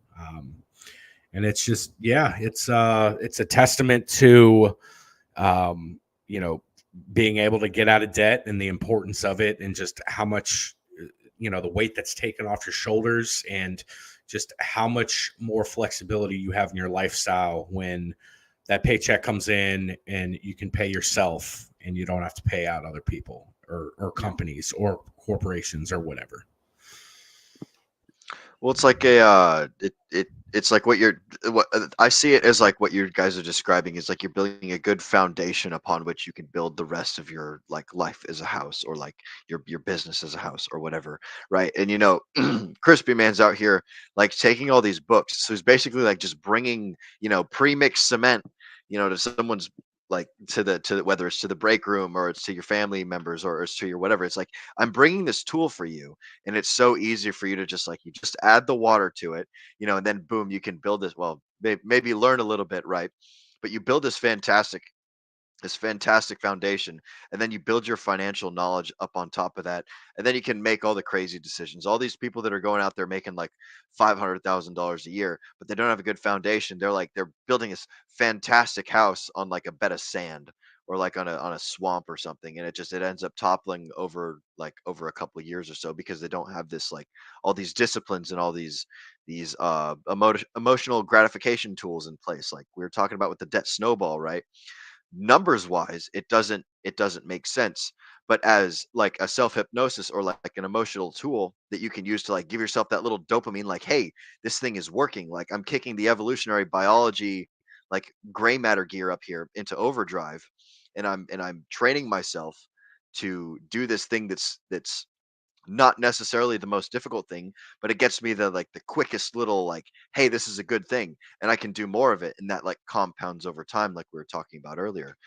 Like, a lot of folks just need to build that really good solid foundation, and that's I think what the beautiful thing is about the Dave Ramsey program. Like, it's quite similar to what we were talking about regarding the Richest Man in Babylon book club earlier. Is it's nothing new. It's not like crazy advice. It's just like, hey, you do these simple little steps, you follow this easy program, right? You do these simple things, and then boom, you start stacking wins, and then you gain that momentum, just like you had said a minute ago, Crispy. You gain that momentum, and then bam, all of a sudden, like, you've developed these positive habits, and you can like grab life by the ball and squeeze and take it in whatever direction you want to, because now you've got the solid foundation, and you're also accumulating in all these other resources and things for you to build the direction of your house and all that other stuff. And that's the important. Yeah. So, I mean, we're obviously a crypto channel. Like, that's primarily what we talk about. But, in order to be able to be successful in that, you have to have that financial foundation. And that's why, we can bring on somebody like you, Crispy, and, we can spend probably half the entire podcast talking about the importance of being financially, responsible and building that solid foundation. Because if you're not taking care of A, then B is not going to get you there. You have to lay that foundation down. And, I want to turn it over to you and let you speak on that a little bit. The importance of making sure that you have that layered down before you can even truly begin the investment path. Yeah, it's definitely a path. And it varies for everybody. Your journey is going to be different than everybody else's journey. And it's going to be iterative. I like to call it practicing. Like I practice. And so I'm practicing, delayed gratification in some ways. Probably not so much with the pizza, but but I can get back to that. But it's very much a practicing of this idea, because you might not get it 100% right at first, right? And it does take time to kind of evolve into it. We started talking about the crypto, you know, like some of the basic rules that I learned up front, and a lot of us have heard, is right. Don't put more in than you're willing to lose or you can afford to lose, right? Most people don't listen to that. I mean, you hear the words, but you don't listen to that, because then you end up losing it, or you're close to losing it. Man, it's terrible, right?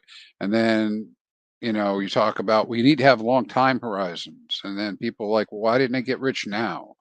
And then because it's pretty obvious, like when when the 1 million, right? When 10,000 next, when whatever, right? And so we don't have so people know these like basic rules and approaches, and they're like, nope, I'm just going to ignore any of that stuff. And then they want to know what that'll happen now.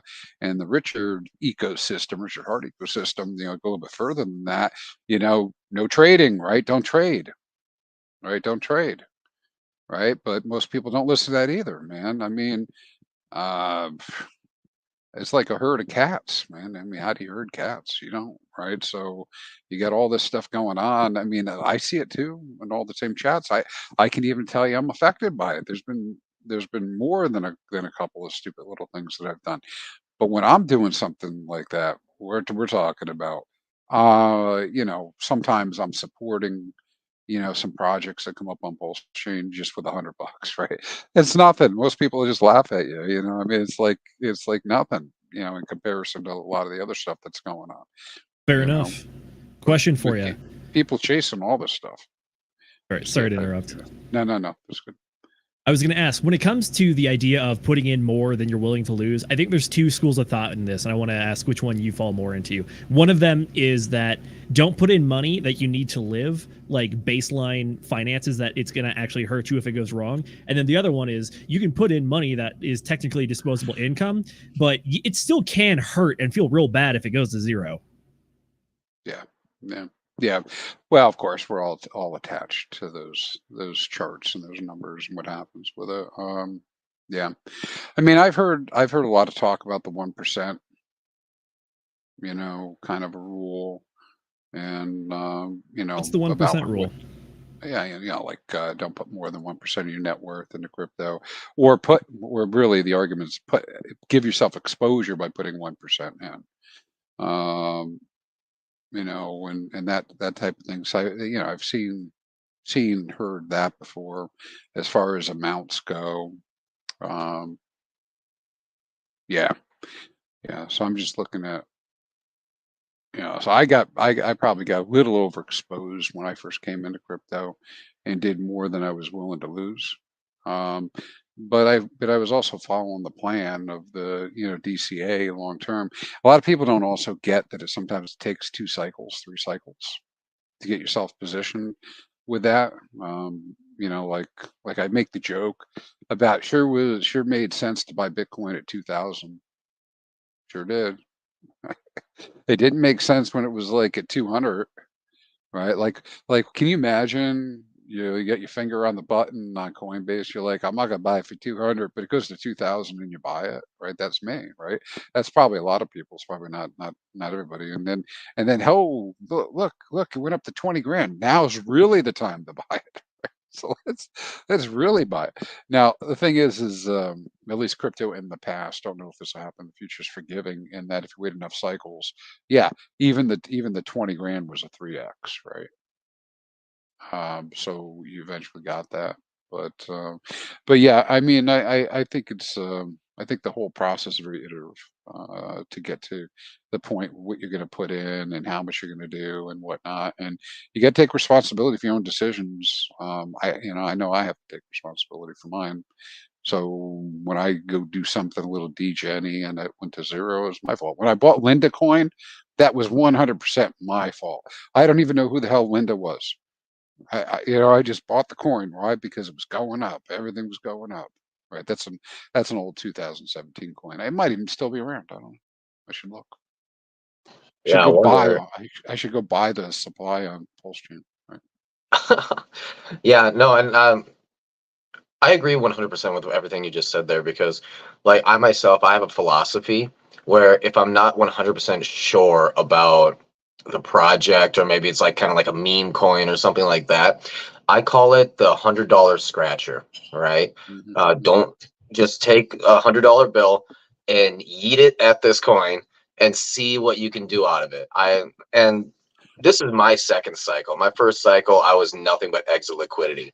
Trust me, I lost quite a bit, but I also learned quite a bit. And hindsight is always hindsight's always your biggest enemy, right? It's the hindsight curse. You're like, why did I do that? Or why did I pull out then?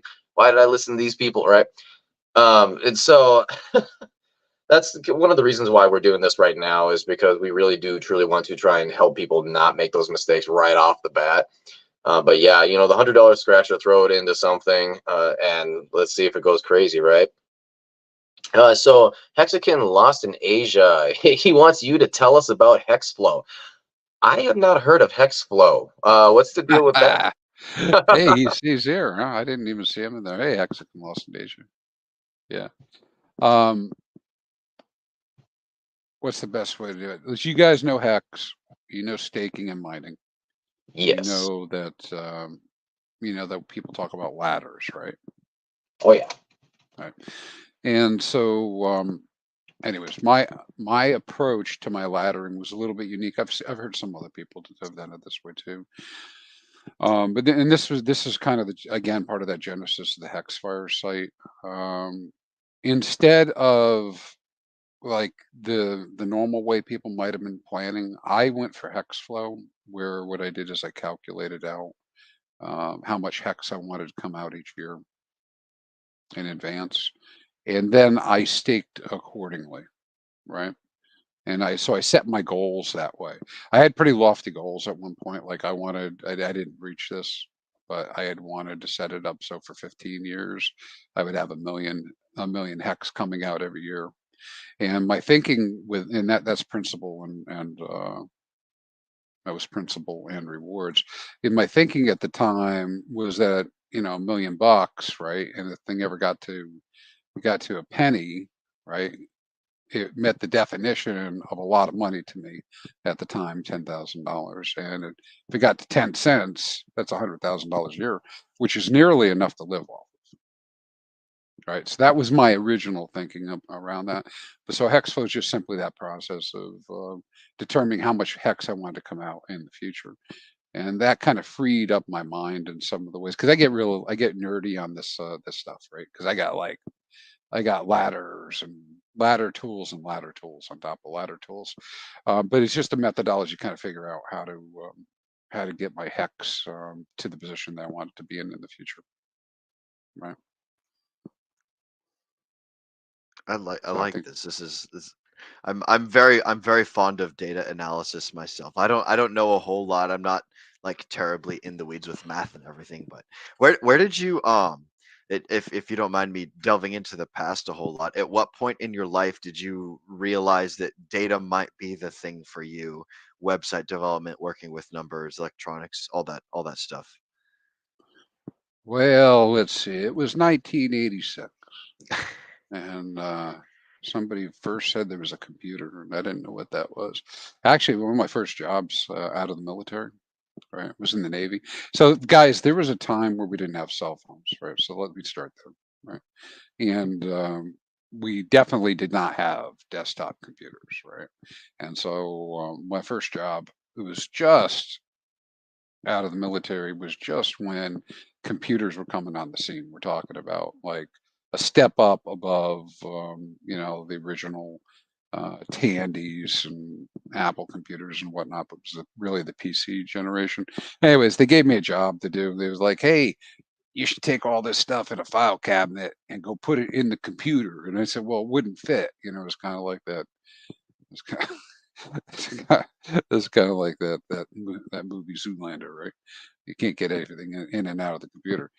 And that required a database. And I went, of course, we had secretaries back then, which are against the law now, I think, or something like that. You might get executed for having a secretary now. But so I went to the secretary in the office and said, hey, can you set up this database? And her response, and I called her Dragon Lady, by the way, but her response was come over my desk and throw the books at me, which were like these 3 huge database books, for something called T-Base.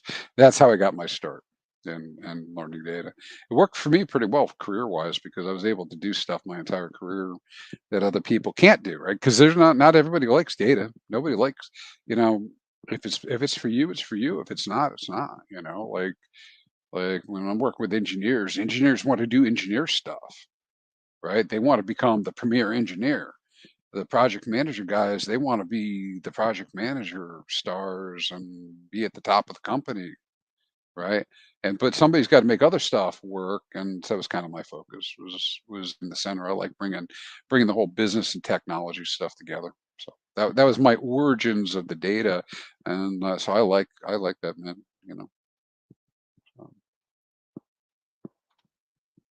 So when speaking about degen plays and all that, I know you take a look at a lot of things on chain. What was the most degen thing you ever came across where you're like, what is this wallet doing? Like, wow. Oh man, I don't even know, dude, man. Like what? I mean, there's so many wild things. So recently we seem to see these emergency end stakes on Hex as an example. Um, so you see a lot of that going on. Again, I'll reiterate, I don't think at this time it's capitulation. But this most recent one wasn't the most recent, but the one before, it's like 54 million hex, and the guy, gave up $400,000 in penalties, but walked away with 178K or something, and back out to fiat. And a lot of us go, "Oh, that's crazy! Why would you do that?" Yada yada yada. Right? Well, I paid $1,500 for the stake, so yeah. I mean, so he made plenty of profit on that and gave back to community. So I like things like that that pop up. They're oddities. I think within the hex system, there's a lot of oddities, like things that don't make sense to me that I'll never figure out because some of them based on gameplay and whatnot that's happened. I think some of the things that when I said right about the hex stakes like that, I mean, like, why are people even staking one hex a day right now? Like, why is that even happening? Right? Like, who's paying the gas for that? Why are they doing it? Don't know. So there's a lot of dynamics around Hex that are pretty interesting and intriguing.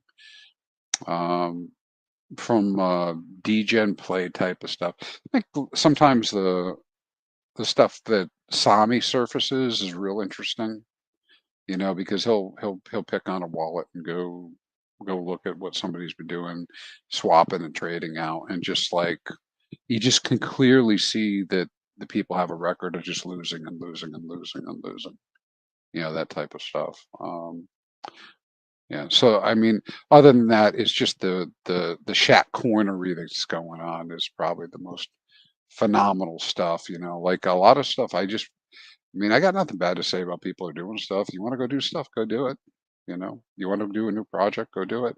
But I may not participate at all. In the fact, I don't participate in 99% of the stuff. Because it's the same game over and over to get attention, get money to move from one direction to another, and then somebody pulls the value out. I don't know. I mean, I was laughing today, not in a positive way, but just kind of like chuckling to myself over the whole Safe Moon thing, right? Because they had those indictments come out, and dude, man, nobody wanted to talk to me about Hex in 21, but god damn it, did they all call me to say, how do I get into Safe Mode, right? Like, and here I'm still sitting here, and look what happened to Safe Mode. Right?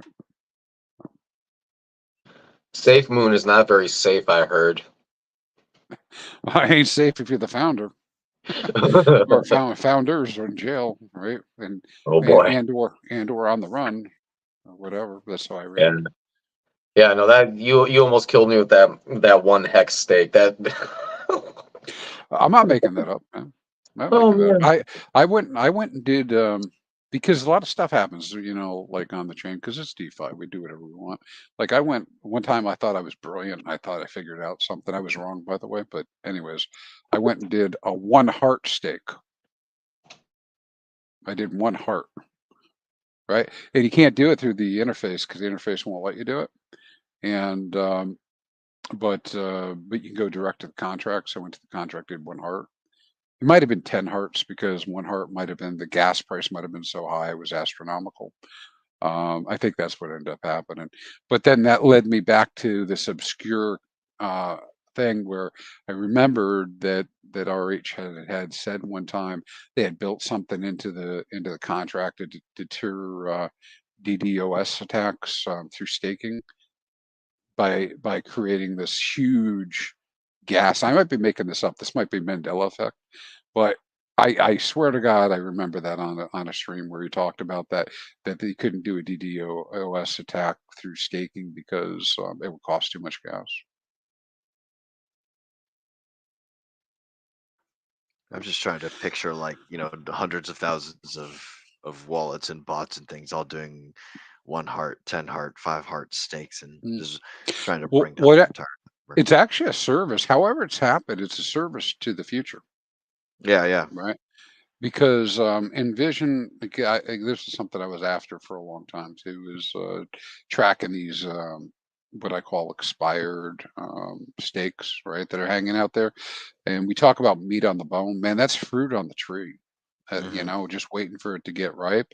And you can see it right now. You know, all these penalties we had gotten on both chains, like these millions in penalties, those are all generated by people doing good accountings. A lot of them were generated by good accountings. And the good accounting process is where an expired stake, somebody can come along and good account it for you. You don't have to be the owner. And what it does is takes the T-shares out of the pool and mints the penalty. Well, it doesn't mint all of it, but it activates the penalty. Penalty payment goes out. Half goes to the stakers or miners. The other half goes to the OA as in the form of a mint. And so you have that going on. Well, think about this in the future. Even if it is just make up some weird ass numbers, right? Even if it is that one hex is $10,000, right? This is just say, and there's one of these out there that somebody just has to come along and pay $1 to have it distributed. Wouldn't they do that? They would. So it's like now the real situation is that, you know, there's these miners with hundreds of thousands or millions in penalties that it makes sense to pay the 10 cents to distribute to everybody. It might even be a return on investment for the person that pays the money. But all of this is baked into the system so that 100 years from now, I don't know if it'll be around 100 years, but, you know, 30 years from now, it might be a whole different thing, you know, for what that value is, you know. And you're going way above my head, but I like the way that it sounds. Yeah, well, it's harvesting of this stuff, man. You know, that's out there. It's fun, man. It's fun. I see. Yeah. Zenith. I don't know. Did you see that calculator that I built? It's kind of different and new. Yeah, so specifically looking at Hexfire on the Ethereum side, I think there's a hex mining calculator. Is that the one you're referring to? Yeah, you can swap back and forth between it, but that was pretty cool. People been talking about that. I meant to do a stream today. I was heads down in the data, but it's actually really cool. Yeah, I'm looking at it right now. Okay, there you go. Yeah. So, I mean, maybe a little customer feedback here. You can find the calculator if you're on the Ethereum side. If you're on the Pulse chain side, the link isn't going to show up. But if you actually go to the calculator, you will see both Ethereum and Pulse chain on the same screen. Right there. Yeah, it should show up on both. That's probably my error if it doesn't show up on both. I thought it's nothing to lose. I might have to update my bookmarks. But what's really cool about that one, if you guys take a look at it and go over there, is I finally have a visual that demonstrates when people go in, you know, the longer you wait to get into hex mining, the lower your APY is, your starting APY is. But many do not understand that your APY floats upwards over time, and that the longer you are in the system, your APY will go up year over year. And so that visual is a really good visual now. I have to throw up my screen if it's useful to you guys or not, but that if you want to run us through it real quick, you could go ahead and do that. We could throw it right up. Yeah, you want me to pull it up? Yeah, let's pull it up. It's brand new. I know a lot of the guys are in the chat here. They're saying, yeah, it's pretty neat. So, but let's do it. I was looking up the value of Linda coin. So Linda coin. Linda may have had a child since her run. So, oh boy. Yeah, there's so much that's happening. Why am I seeing all these buy orders on Linda coin over the last 30 minutes? Yeah, like this one guy owns Linda coin. That's kind of funny. Like we got what, 7 viewers watching? There's been 7 buy orders on Linda coin. All right, Zenith, you're right, man. I must have somehow I screwed that up. That it should be on both. All right, I'll try to. We do it live. Provide good feedback. We do it live. It's all good, man. Not throwing shade at this at all. This is a phenomenal tool, and to be honest, I don't think people are going to realize the value of just the pure amount of data and information that is displayed by this one website that just collects a lot of it. And like you said, you have so many tabs that aren't even shown. just this aggregation of data typically would cost people hundreds, if not thousands of dollars a year to have access to. Oh, dude. Yeah. Well, billing rates for this type of work can be easily between 120, 150. That's why I say I'm not joking when I say the value is like a 7-figure value. Because if I tried to hire somebody to go do it, I first have to teach them how to do it, right? To go get crypto information, cost anyways, but it'd be that kind of investment. It'd be lots and lots of hours to get this thing done. So we're looking at here is just the kind of this main screen that I have, and you were asking the question before about how I chose these things, and so it's meant to be some sort of logical progression, right? From price to payout, share rate, supply adoption, to kind of tell the story for people, the kind of questions that people might have at a high level. And I did include that, but we were talking about this hex mining calculator. And so this was pretty cool one to kind of put together. And I did steal Stake Hex today's color scheme on the left-hand side over here. I don't know if it's big enough for everybody to see this, but so I'll make this a little bit bigger on the screen so we can see that. And just giving the ability to pick some different values over here for the amount of hex mined. And these days, we're usually telling people, if you're going to be mining, maybe you should be looking at something like gathering up 100,000. And so what it's doing for us is looking at the 100,000 at Quattro Cinco, for 15.22 years, and giving us the estimated payouts and ROI from both chains, right? For when will it end? Out in 2039. And not unexpectedly, the numbers are really close, but currently Ethereum edges out Pulse Chain in terms of ROI and APY. And the reason for that is just there's fewer T-shares now on the Ethereum side, so you get a greater share of the daily payout, which means the APY and the ROIs can be a little bit higher.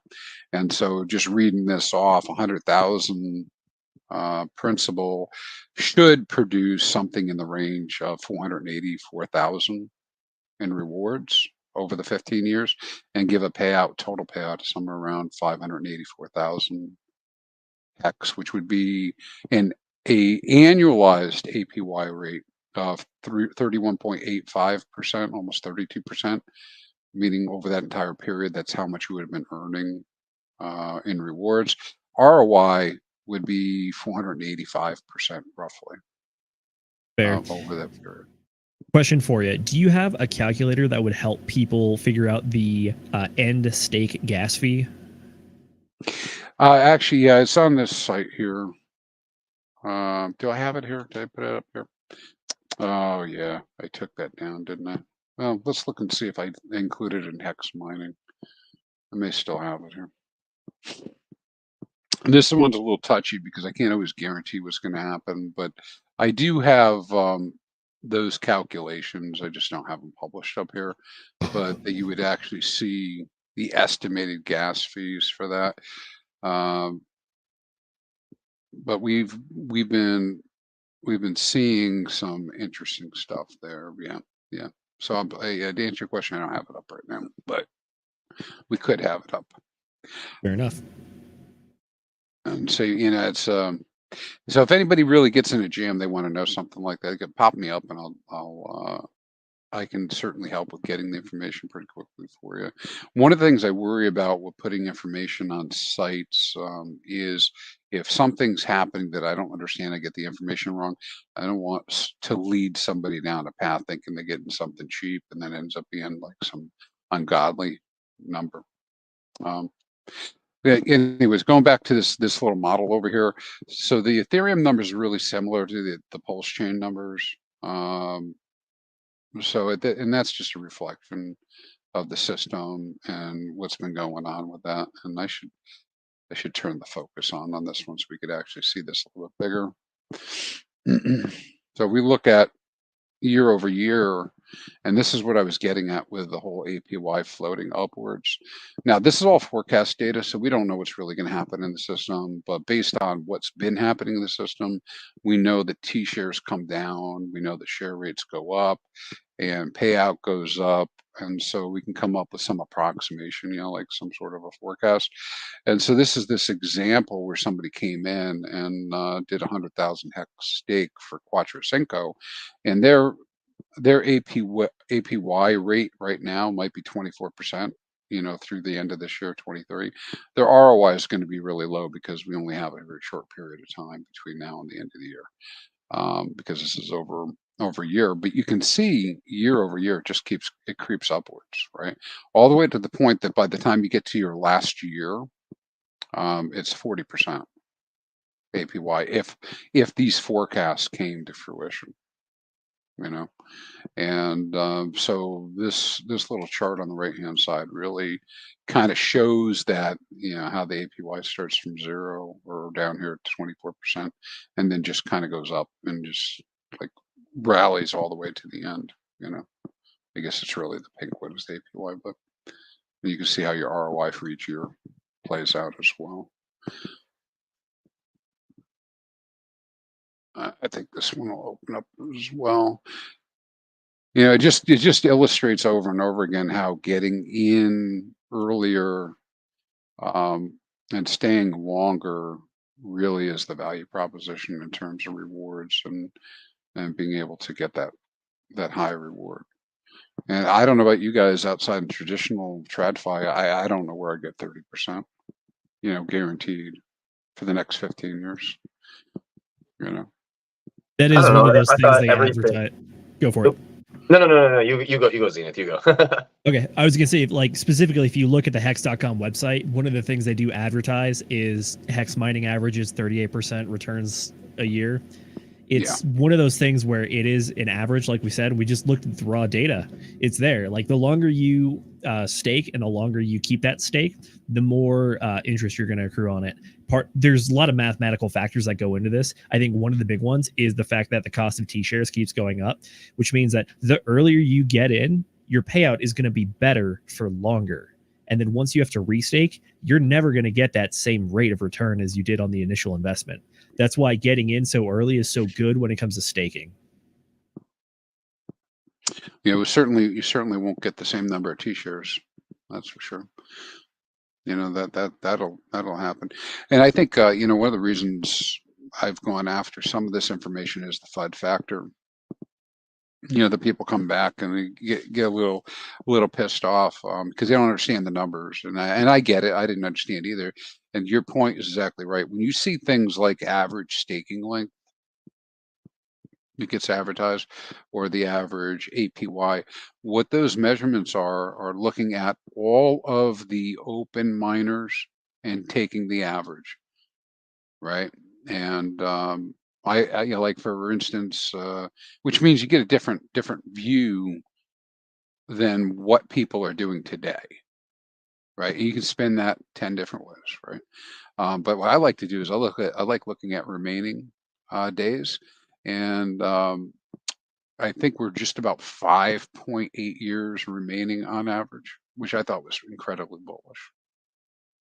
That's the case, because we end up with as a ton of people as we launched Pulse have now switched to short term, 45 days or less type of staking and mining. And but even though they did that, the people who hold the original miners, they haven't capitulated. They're still in. And I thought that was super bullish. Alrighty, well, man, Crispy, you got a real nice brain. It is beautiful. Can you see it? I don't know. Can you see it? There's a hole right here. So Got a lot of ridges. It's not smooth. I can guarantee it. That's for sure. Very wrinkly brain. Oh man, I got so many good comments to that, but I'm just gonna pass. Right on. All right. Well, we're going to go ahead and wrap up here. This has been absolutely amazing. You have a lot of wisdom. Yeah, go ahead and hit up hexfire.io if you have any questions about specifically what's going on with Hex and all that. Go watch his stream. If you want to go ahead and drop your channel, I would appreciate that very much there, Crispy. Yeah, sure. Well, first, let me just thank you guys. Very, very great conversation. I probably talked too much, man, but it was good meeting you guys. I think this is a hell of a group you have. I don't know where number 5 is, but you know, you're supposed to be a quintet. But anyways, but I yeah, very, very educational for me as well. So thank you very much for that. I'm sure you will be exploding in viewership if you keep this up, right? This kind of approach as you go along. Yeah, for my sites and stuff, hexfire.io you can go to. You can go here on YouTube to hexfire.io, or out on Twitter at hexfire.io, or Patreon hexfire.io or hexfire.io. The only ones out there you'll see. You might find the video game Hexfire though. What, they got a video game for Hexfire? Yeah, bro. Oh yeah, man! I did the research ahead, and they got the Hex Girls too. So I mean, there's all sorts of stuff. Well, I remember the Hex Girls. That was a very good band back in the day. But yeah, all right. So we are going to be wrapping up here. Go ahead, get into our Telegram. There's a lot of alpha that's dropped in there just on a constant daily basis. It's really, I mean, if you're not going to get in there, you just want to stay poor. That's there's no other excuse, I swear. But yeah, we have been. Yeah. Call to action: join the Telegram or stay poor. Let's go. But yeah, so we have been streaming quite a bit. It's been every other day for the past 2 months now. We have decided we are going to take a very short break, just basically skipping a week. And so our next show is actually going to be on the 12th of November. That's when we're going to be coming back around with the DJ Roundtable, just kind of our normal show on Sundays. And it's after that, it's going to be every single Sunday, 8 Eastern. All right, go ahead, tune in. And yeah, we got some great stuff coming down the road. You guys want to talk about what it is that you've got coming up? Absolutely. Speaking about our next stream coming up on the 12th, if you've been listening to my book club rants, you would know that I've been saying the 10th. We are actually going to be pushing it back 1 week to the 17th. Again, we are doing Reminiscences of a Stock Operator. This one talks about a guy back in the 1920s that hit it really big, went really poor, hit it big again, really poor, and then may have taken the self-permanent nap. Anyways, we'll be talking about that later on book club. And as I'm Zenith, you can find me on Hex Space Force on Twitter or Hexago Space Force on YouTube and Instagram. And I will definitely be in the Telegram chat talking about Dead Drop, and maybe even live streaming some of it soon. I'll go next. I am currently over in St. Louis right now. For those of you who are willing to do IRL meetups with fellow degenerates, if you're in the Missouri area or Illinois area or anywhere near the St. Louis area, hit me up in Telegram. You can find my links or all my socials in the description below. My Linktree /Will Stevenson. You can find me there. I'm going to be in Miami with Josh and Brendan and also Antoine, I believe. I keep forgetting who's going to be the Quattro for our little DGen roundtable down there for the Cardano Summit. But we're going to be all down in Miami over the weekend, so we'll probably have reportings back on that for you guys in a week and a half because we're skipping this Sunday. But we'll let you guys know how it went down there and everything cool that's going on.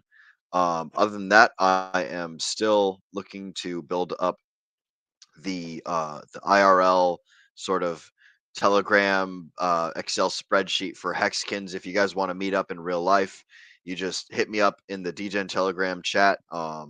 Or send me a direct message on Telegram, and I will add you to this fancy schmancy little Excel spreadsheet, which is basically just a list of people and names and contact info and like what cities you can find people in. So that way, if you guys want to, as of right now, you can organize little meetups similar to like the Pulse Chain Tour, where they made their little Atlanta Hexican group or whatever the heck thing, like how we were talking about with SJ.